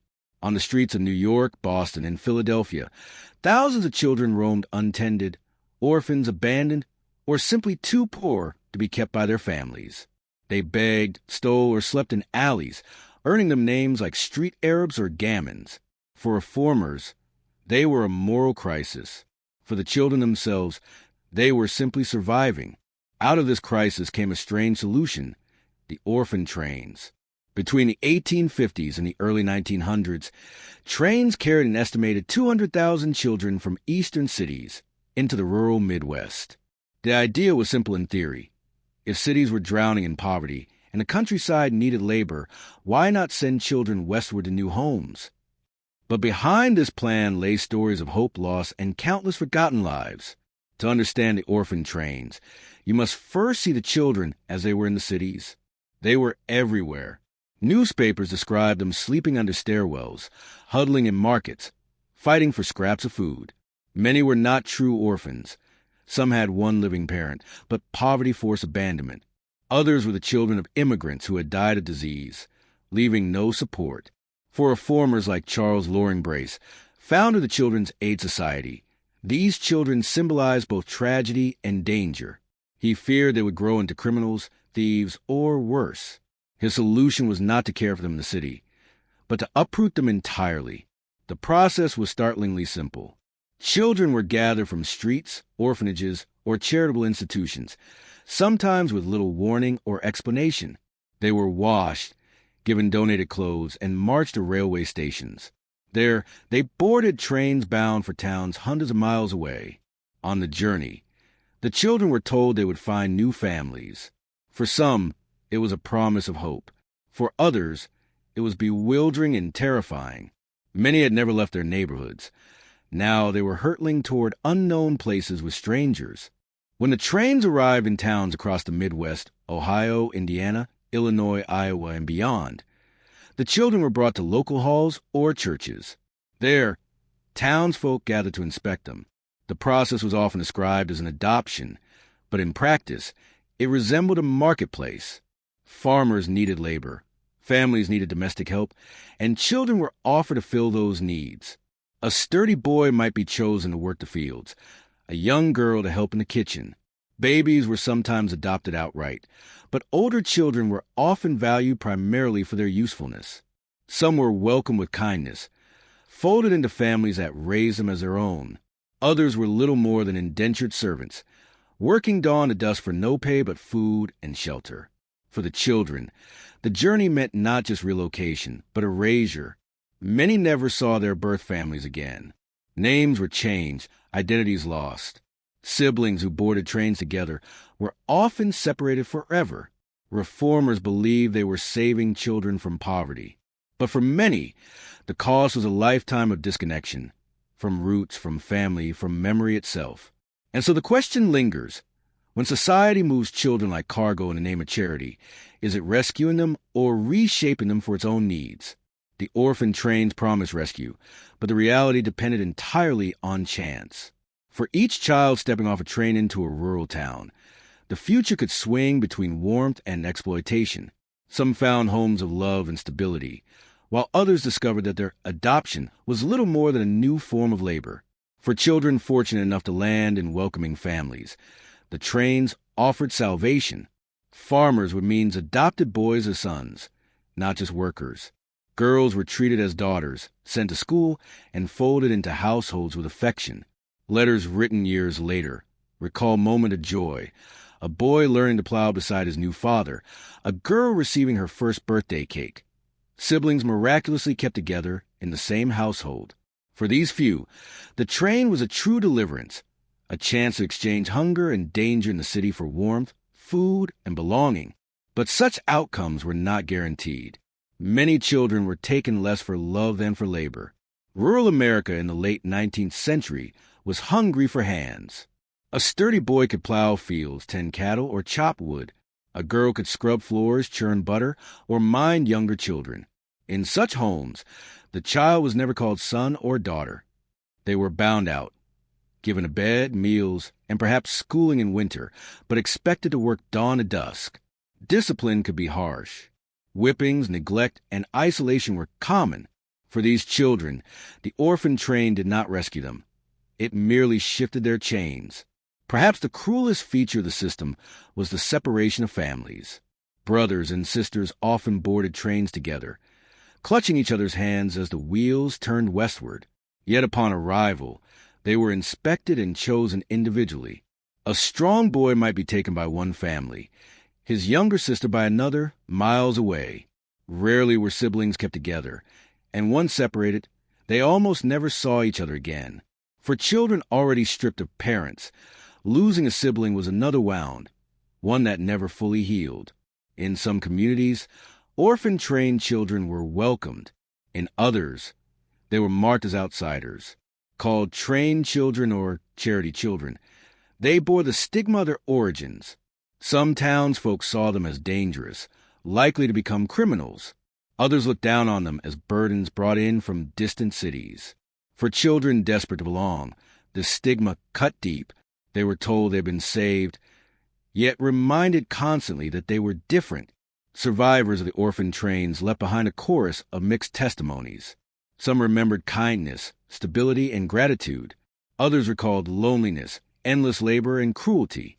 One child later wrote, "They said I was adopted, but I was a servant. I was never hugged. I was never called theirs." Another wrote with gratitude, "I never knew my parents. My new family gave me everything. Without the train, I would have died." Both stories were true. Both lived side by side on the same rails. To Charles Loring Brace and the reformers of the Children's Aid Society, the trains were a triumph. They believed they had solved the problem of city poverty, turning street Arabs into farmers and citizens. But their vision was limited. They saw children as clay to be reshaped, not as individuals with ties, memories, and grief. In their zeal to save, they overlooked the cost of dislocation, the silenced voices of siblings torn apart, the children who never knew belonging. Despite the hardships, the trains left an undeniable mark on America's heartland. Tens of thousands of children grew up in farmhouses, schools, and churches far from the cities of their birth. They blended into communities, married, and raised families of their own. In time, many descendants would not even know their ancestors had been trained children. The orphan trains reshaped not only lives but the demographic fabric of the Midwest, populating it with children from Irish, Italian, German, and other immigrant roots. And so the question lingers, Was the orphan train truly an act of salvation, or was it a vast social experiment that gambled with the futures of children too young to choose? By the early 20th century, the orphan trains had carried their last passengers. For more than 70 years, children had been shipped westward in the name of reform. Some found love, others endured hardship, and many disappeared into anonymity. The system that had uprooted thousands was ending, but its echoes still ripple through history. By the 1920s, America was changing. Cities built more orphanages. Social work became professionalized, and attitudes toward child welfare shifted. People began to question whether uprooting children and scattering them across the countryside was truly humane. Rail travel itself was modernizing, but the sight of rows of frightened children disembarking into town halls began to feel archaic, even cruel. Local foster systems slowly replaced mass relocation. Children were placed with families closer to their origins, with more oversight. By 1929, the orphan trains had run their course. The last group of children was quietly placed, the era closing without ceremony. The orphan trains are often seen as precursors to America's foster care system. The idea that children could be raised by families other than their birth parents became institutionalized, though modern systems place far greater emphasis on oversight, rights, and attempts to preserve family ties. Still, the roots are clear. The trains pioneered, however imperfectly, the concept that society had a responsibility to care for abandoned children. But they also revealed how easily care could slide into exploitation when oversight was weak and poverty was seen as moral failure. Of the 200,000 children sent west, only fragments of their voices remain. A few wrote memoirs, others shared stories with grandchildren, but most simply vanished in the fabric of small-town America. Their names were changed, their histories erased. For every tale of gratitude, there was one of sorrow. A girl who became a beloved daughter in Iowa. A boy who worked as an unpaid farmhand until he fled. Both carried the same origin, the same train journey, but lived entirely different outcomes. Their collective story resists simplification. The orphan trains were not purely heroic, nor purely cruel. They were both. Today, statues, museums, and historical societies preserve the memory of the trains. Descendants gather to trace genealogies, piecing together lost roots. Historians debate the morality of the movement. Was it a rescue mission or a mass social experiment? What cannot be denied is the scale. No other child relocation program in American history moved so many, so far, with so little voice given to the children themselves. The story of the orphan trains is not easily resolved. It speaks of compassion and blindness, of opportunity and loss, of children lifted into new lives and others condemned to silent suffering. It reminds us that solutions to poverty are never neutral. They carry the values, prejudices, and blind spots of the people who designed them. And so the story closes with this quiet question. When society claims to save its children, is it truly saving them or reshaping them into what it most desires to see? Cities have always bred rats. Where there was grain, garbage, or sewage, there were rodents multiplying in shadows, chewing through food stores, spreading fear and disease. Long before chemical poisons or steel traps, people relied on a peculiar profession to fight them. The rat catchers. These men, and sometimes boys, prowled streets, alleys, and barns, armed with sticks, dogs, and cages, making a living from vermin. They were both necessary and despised, celebrated when rats swarmed, mocked when times were lean. Their trade reveals a hidden layer of history, where survival depended on those willing to chase the creatures no one else dared touch. Rats were not just pests. They were symbols of dread. Their presence meant spoiled grain, ruined harvests, and above all, the threat of disease. In Europe, they were forever linked to plague. The Black Death of the 14th century, which killed millions, left rats etched in memory as carriers of death. To control them was more than convenience.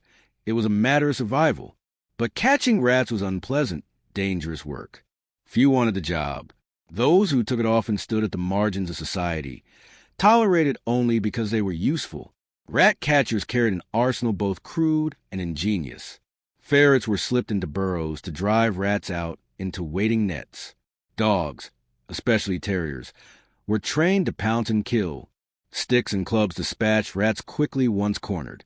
Cages and sacks carried the captives away, sometimes alive, sometimes dead. The work required agility, courage, and endurance. A good rat catcher could clear a barn in hours. But the danger was constant. Bites carried infection, and swarms could overwhelm even the skilled. Strangely, rat catchers were often paid per tail or per body, proof of their kill. Farmers, innkeepers, and city officials handed over coins for piles of rat remains. In some cases, the catchers even turned rats into profit, selling them for sport. In 19th century London, rat baiting became a grim entertainment. Rats released into pits, torn apart by dogs while crowds bet on the outcome. Catchers supplied the vermin, earning twice from the same prey, once from their removal and again from their suffering. Rat catchers walked a peculiar line between necessity and disgust. Their work brought them into contact with filth, and their appearance often reflected it. Ragged clothes, soot-streaked faces, pockets carrying live vermin. Children stared, adults kept distance, but when infestation struck, everyone sought them out. They became folklore figures, half respected, half feared. In Germany, stories of rat catchers merged with the legend of the Pied Piper Hamelin, a reminder that those who control vermin also hold strange power over people. To imagine a rat catcher's day is to picture dark alleys, cellars thick with squeaks and sudden eruptions of fur. It was monotonous yet perilous, dirty yet indispensable. Their trade rarely made records, but without them, towns would have drowned in vermin. And so the question lingers. What does it reveal about society that some of its most essential guardians lived at the edge of respectability, chasing shadows with dogs and sticks? The rat catcher's world was never just about killing vermin. It was an economy, a culture, and in some ways, a spectacle. In an age when rats overran barns, markets, and streets, their destruction was profitable. But their survival, strangely enough, could be profitable too. Payment often came in proof, tails, bodies, or sacks of squirming rats laid out for inspection. Farmers counted them carefully before parting with coins. City councils kept records of thousands of rats destroyed in campaigns, tallying each life like a ledger of sanitation. But rat catchers were shrewd. They knew a live rat was sometimes worth more than a dead one. A farmer wanted vermin gone, yes, but the sporting world wanted vermin supplied. And so a strange cycle emerged. Rats caught in one district might be sold alive in another, carried in cages, then unleashed in pits for gambling entertainment. The very creatures considered dangerous pests became commodities, fueling both survival and vice. By the 18th and 19th centuries, rat baiting had become a popular pastime in Britain. Crowds packed into taverns and basements to watch terriers kill dozens of rats in minutes. Bets were placed on how many rats a dog could dispatch, how quickly, and with how much ferocity. Rat catchers supplied the arenas. A skilled catcher might deliver barrels of live rats to an establishment, collecting a fee for every squeaking body. The irony was stark. Men were hired to eliminate vermin in one place, only to breed or transport them for sport in another. This blurred the line between necessity and cruelty, economy and entertainment. Rats have long carried symbolic weight. To peasants, they were thieves in the granary, stealing bread from mouths already hungry. To city dwellers, they were shadows of disease, reminders of plague years when carts of bodies rolled through the streets. And yet, they also became trickster figures in folklore. Clever survivors, impossible to eradicate fully. Some admired their cunning, even as they despised their presence. In this tension, the rat catcher's role became half magical. He was a man who dared challenge what seemed undefeatable. Rat catchers knew that their trade depended as much on reputation as skill. Many carried exotic animals like ferrets not only for work, but to impress clients. Children followed them through streets, fascinated by the wiry creatures darting in and out of cages. Dogs, too, became part of their image, lean terriers snarling at the scent of prey. Some catchers cultivated mystery. They spread tales of secret powders, charms, or whistles that drew rats from hiding. These echoes of magic kept their services in demand, especially when infestation seemed overwhelming. Economically, rat catching rarely made anyone wealthy. At best, it sustained survival. At worst, it kept men trapped in poverty, stigmatized by the filth they handled daily. Yet it filled a gap no one else wanted. Municipal authorities might fund large rat-catching campaigns, but in most towns, individuals hired catchers one household at a time. It was a piecemeal livelihood. A few coins for clearing a barn, a few more for sweeping out a bakery cellar. Between jobs, many catchers lived on the edge of hunger themselves. Perhaps the strangest part of the trade was how rats existed in two worlds at once. As enemies, destroyers of grain, spreaders of plague, the bane of every farmer. As resources, fuel for wagers, dogs training in the catcher's own survival. The rat catcher stood in the middle of this contradiction, both hunter and supplier, hated and hired, destroyer and dealer. The existence of rat catchers highlighted society's ambivalence toward vermin. People despised rats but relied on those who dealt with them. They mocked the catchers as dirty, but paid them when infestations grew unbearable. In this way, rat catching reflected a broader truth about history. The dirtiest jobs, done by the poorest hands, were often the ones that kept society functioning. And so the question lingers.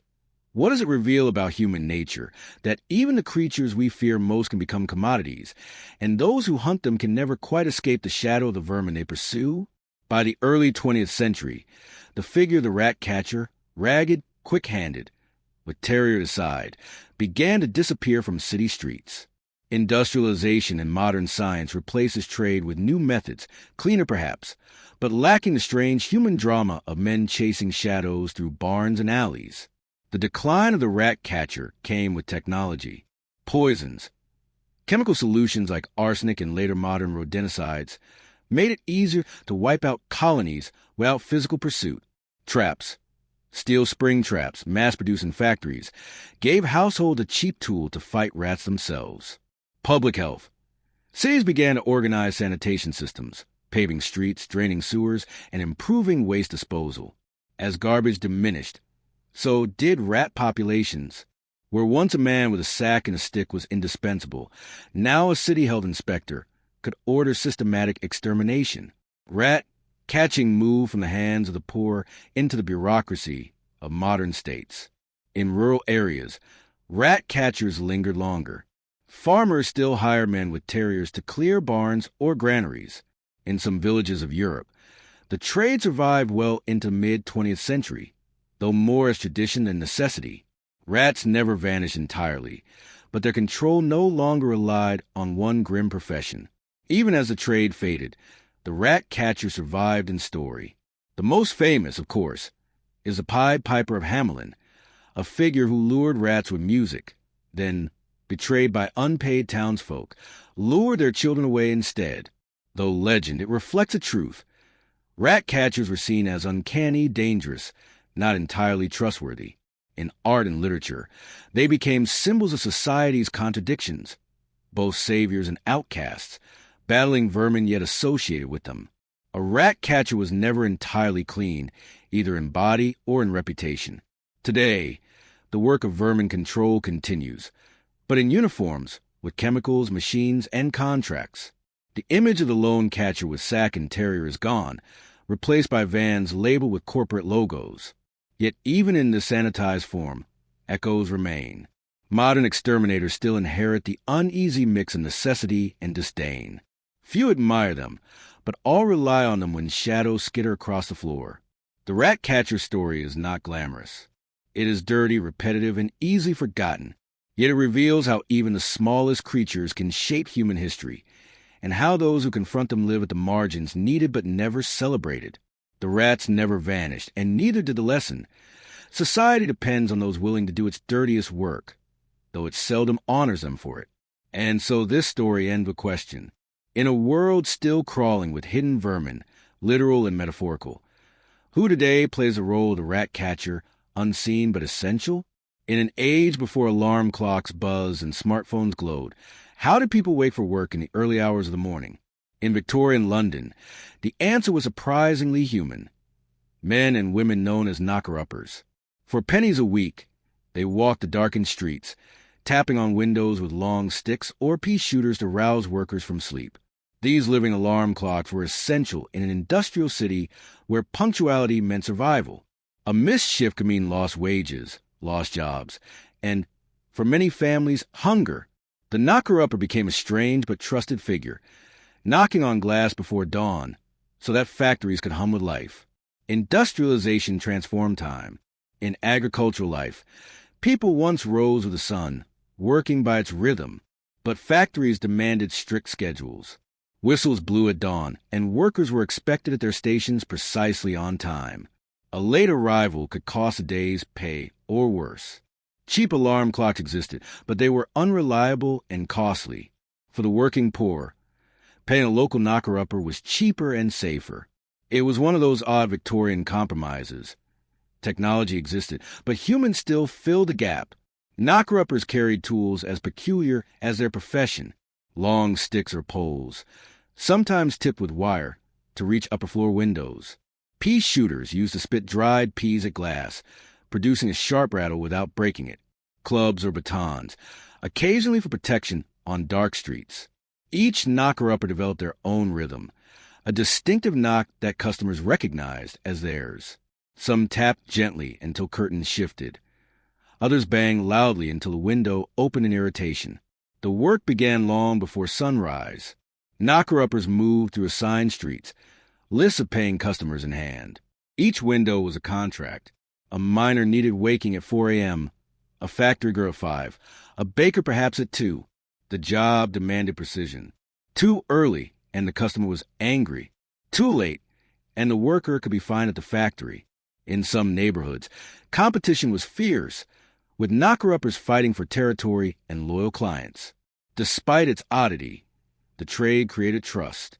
Families relied on the same knocker-upper year after year, paying weekly to ensure their breadwinners rose in time. In the great machine of industrial London, the knocker-upper was a tiny cog, easily overlooked. Yet, without them, the factories, mills, and workshops might have stood silent in the morning hours. Their knocks, sharp, rhythmic, anonymous, with a sound of punctuality in an era when time meant survival. And so the question lingers, what does it reveal about a city when its very heartbeat depends on strangers tapping on glass in the dark, carrying the responsibility of time itself? The profession of the knocker-upper was one of those peculiar inventions of necessity, a job that existed only because society had not yet invented or widely adopted something better. Yet within its odd simplicity lay an intricate web of trust, rivalry, and dependence. Knocker-uppers were often drawn from the working poor themselves. Some were elderly men or women, too frail for heavy labor, but still in need of income. Others were night workers, watchmen, lamplighters, or factory guards, who took on the knocking as a second trade before collapsing into bed. It was, in a sense, a job of margins. The wages were slim, measured in pennies per household, but steady enough to sustain those who had little else. For some women, particularly widows, it offered a rare measure of independence, walking the streets in the pre-dawn hours with pole or pea shooter in hand. Though lowly, the trade carried a strange dignity. These human alarms held the punctuality of entire families in their hands. The business of waking people was not without competition. Streets were divided into territories, and customers often stuck with one knocker-upper for years. A newcomer who dared trespass might find themselves jeered, threatened, or even struck by rivals. Because the pay was so small per client, success depended on scale. A skilled knocker-upper could manage dozens of households a morning, timing their rounds like clockwork. But this required careful planning. The miner at 4:15 a.m., the factory girl at 4:45, the dock worker at 5:30. A missed knock meant lost clients, perhaps lost trust forever. To hire a knocker-upper was to surrender your most vulnerable hours to a stranger. You lay asleep unconscious and relied entirely on someone else to wake you. In that act was a deep, if unspoken, trust. Some clients swore loyalty to their knocker-uppers for years. Families passed the service from parent to child, paying pennies every Saturday without fail. In return, the knocker-upper remembered each window, each habit, each peculiar request. 2 knocks, no more. Wake me but not my wife. Extra loud on Sundays. This relationship blurred the line between stranger and neighbor. The knocker-upper became part of the household routine, though they never entered the home. The streets before sunrise echo with the peculiar sounds of this profession. The sharp rattle of dried peas against glass, the hollow tap of poles on windows, the occasional curse from a half-awake worker pulling curtains aside. Some knocker-uppers carried hollow canes filled with peas, shooting them with surprising force. Others used long bamboo rods, tapping third or fourth-floor windows with practiced precision. A few simply shouted, their voices cutting through quiet streets. It was a soundscape unique to its time. The mechanical rhythm of industrial whistles blended with the human staccato of knocking. By the mid-19th century, alarm clocks did exist, but they were costly, prone to breaking, and often inaccurate. For the working poor, a clock could represent weeks of wages. The knocker-upper was cheaper, more reliable, and more personal. Factories themselves sometimes resisted alarm clocks, preferring knocker-uppers to keep discipline. A machine could fail, but a human would knock until a worker stirred. In this way, knocker-uppers held back the spread of technology, a living reminder that even in the industrial age, human labor still filled the gaps machines could not yet close. Perhaps the greatest irony was this. In the heart of the Industrial Revolution, in the city that prided itself on progress, the lives of thousands still depended on the most ancient technology of all, one human being rousing another with sound. And so the question lingers. What does it mean that even in an age of machines, the ticking of time itself still rested on human breath, footsteps, and knocks in the dark? By the late 19th and early 20th centuries, the peculiar trade of the knocker-upper was in decline. The very industrial revolution that had created the job eventually swept it away. Yet their story lingers, not only as an oddity of Victorian life, but as a lesson about how societies measure, value, and enforce time. The alarm clock, once unreliable and costly, became sturdier and cheaper as mass production advanced. By the 1880s and 1890s, American and European factories were producing simple wind-up alarms that could be purchased for a fraction of what they once cost. For middle-class families, alarm clocks became a symbol of modern efficiency. For the working poor, they were finally affordable, a one-time purchase, instead of a weekly payment to a knocker-upper. Slowly but surely, the profession lost its customers. Factories themselves further undermined the knocker-upper. Whistles mounted on rooftops could rouse entire neighborhoods with a single blast louder and more insistent than any knock on a window. These whistles became part of the industrial soundscape, the collective alarm that replaced the personal one. The city that had once echoed with taps and rattles now roared with the shriek of steam. Despite this, some knocker-uppers lingered into the early 20th century, particularly in smaller towns. Elderly women with long poles were still seen tapping at windows in northern England as late as the 1920s and 1930s. By then, their trade was already a curiosity, spoken of with nostalgia rather than necessity. Children sometimes followed them in amusement, laughing at the sight of these stubborn human alarms persisting against machines. When the last knocker-uppers laid down their poles and pea shooters, they left behind almost no records. Their names rarely appear in history books. Yet their presence shaped the daily lives of thousands of workers who depended on them. In oral histories, some older Londoners remember with fondness our knocker-upper, as if speaking of a family member. They were woven into the rhythm of households, even as society at large forgot them. The story of the knocker-upper is, at heart, the story of time itself. Before mechanical precision, time was communal, enforced by bells, watchmen, and knocks on glass. The shift to alarm clocks marked a new era, one where time became individual, private, and increasingly mechanical. The human alarm clock was not just a job. It was a reminder that for centuries, even the most industrial society still relied on flesh and breath to keep its machines turning. And so this story ends with a question. In an age where machines wake us, measure us, and track us, what do we lose when a human knock on the window fades into silence? Before refrigerators hummed in kitchens, before ice trays clinked in glasses, cold itself had to be harvested like a crop. In the 19th century, long before mechanical cooling, men ventured onto frozen lakes and rivers in the dead of winter to carve blocks of ice. These ice cutters supplied cities with a miracle of summer ice, used to preserve food, chill drinks, and keep the wealthy comfortable when the heat grew unbearable. It was one of history's strangest labors, men sweating and freezing at once, chopping vast rectangles of winter to ship across oceans. In growing cities, Food preservation was a constant challenge. Meat spoiled quickly, milk soured, and fish rotted unless eaten immediately. Salt and smoke were traditional methods of preservation, but they altered taste. Ice, by contrast, offered freshness. By the early 1800s, merchants saw a profit in what nature provided freely. If ice could be cut in winter, stored in insulated houses, and transported by ship or rail, it could feed entire markets. Soon, frozen water was one of the strangest commodities of global trade. The work started when rivers and lakes froze deep enough to bear men and horses. Teams of cutters ventured onto the ice, bundled in thick coats, their breaths steaming in the air. Using saws, chisels, and horse-drawn plows fitted with blades, they scored the ice into neat grids. Once cut, the blocks, often weighing over 100 pounds each, were pried loose and floated into channels, guided toward shore.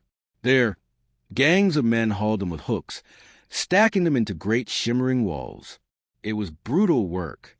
Fingers numbed, faces burned with cold, and a slip could mean plunging into freezing water. Yet the rhythm was relentless, for every day of deep freeze was precious. Onshore, massive ice houses awaited. These barn-like structures were lined with sawdust or straw to insulate against heat. Inside, ice was stacked floor to ceiling, layer upon layer, until entire buildings glowed faintly white with their burden. Stored properly, ice could last into summer, even into the following winter. From these stores, merchants shipped blocks by wagon, barge, and later train, feeding the insatiable demand of city households, breweries, fishmongers, and butchers. Perhaps most astonishing, ice was not only for locals. New England ice was shipped as far as the Caribbean, India, and South America. Wealthy families in tropical climates cooled drinks with ice carved months earlier from frozen American lakes. The irony was stark. Laborers shivered in New England winters so that aristocrats in Havana or Calcutta could sip chilled wine under blazing suns. For ice cutters, winter was harvest. Their crop was invisible, fragile, and fleeting. Each block represented both survival and luxury. Pennies for the workers, fortunes of merchants, and comfort for the wealthy. And so the question lingers, what does it mean when even cold itself becomes a commodity, carved from rivers and shipped across oceans like grain or gold? The life of the ice cutter was one of paradox. They worked in bitter cold, yet sweated under the strain of hauling blocks heavier than themselves. They harvested something fragile, invisible, and temporary, yet it shaped economies and transformed daily life. To understand a trade is to step into both the peril and the peculiar culture of those who carved winter for sale. Cutting ice was among the most dangerous seasonal labors of the 19th century. Freezing water. A misstep on slick surfaces could send a cutter plunging into icy depths. Rescue was difficult, and many never resurfaced. Collapsing grids. One saw scored the ice into blocks. The surface became unstable. Entire sections could break away under the weight of men and horses. Heavy loads. Each block, weighing up to 100 or even 150 pounds, had to be lifted, hauled, and stacked. Back injuries, crushed fingers, and broken bones were common. Exhaustion. Long days under harsh conditions took a toll on lungs and hearts. Workers often labored until frostbite scarred their skin permanently. Yet despite the risks, men returned each winter. For many, it was one of the few reliable sources of seasonal income. The harvest began with the first deep freeze and ended as soon as thaw threatened. In New England, January and February were peak months. Crews rose before dawn, lanterns flickering over the frozen surface, and labored until darkness returned. Every step was choreographed. Horses plowed furrows, men sawed along the lines, blocks floated into channels, and haulers dragged them ashore. Efficiency mattered. A few warm days could ruin an entire season's profits. By the mid-19th century, urban life depended on ice in ways we can scarcely imagine today. Food preservation. Ice boxes, wooden chests lined with zinc and insulated with sawdust, became household staples. Blocks of ice kept milk, butter, and meat fresh days longer than before. Breweries and butchers. Industries relied on steady supplies to cool vats of beer and preserve slaughtered meat. Medical use. Hospitals used ice to reduce fevers and preserve specimens. Luxury. Wealthy families flaunted ice in drinks, desserts, and elaborate feasts. In summer, chilled lemonade or ice cream became marks of refinement. For all these needs, the chain began with cutters shivering on frozen lakes, carving the foundation of modern refrigeration by hand. One of the most extraordinary figures in this trade was Frederick Tudor, the Ice King of Boston. Beginning in the early 1800s, he gambled that tropical elites would pay dearly for ice. He built insulated ships, lined with sawdust, and shipped New England ice as far as India. It worked. Tudor grew wealthy, and soon ice from Massachusetts cooled drinks in Havana, Rio de Janeiro, and Calcutta. The global reach of the trade astonished contemporaries. The idea that blocks of frozen New England lakes could survive months at sea seemed almost magical. Behind Tudor's empire, however, stood legions of anonymous cutters who never shared in the fortunes their sweat made possible. Ice cutting shaped not just economies but communities. In New England towns, winter harvest became part of local identity. Crews of neighbors worked side by side, men bonded by shared danger and labor. Children watched with fascination as glowing ice blocks slid up ramps into barns, their world illuminated by glittering walls of white. Songs, jokes, and stories filled the long days. Though grueling, the harvest carried a sense of ritual, the yearly gathering of cold, as vital as the gathering of hay in summer. Yet dependence on ice was always precarious. A mild winter could ruin the trade, leaving merchants scrambling. Cities starved of ice endured spoiled food, lost profits, and public outrage. Newspapers anxiously reported the thickness of ice each season, treating it like news of the harvest. In this way, entire urban populations, from bakers to surgeons, depended on the whims of weather and the backs of cutters. And so the question lingers, what does it reveal about society when even its survival in summer depends on men risking their lives in winter, carving coal from frozen lakes before it melts away?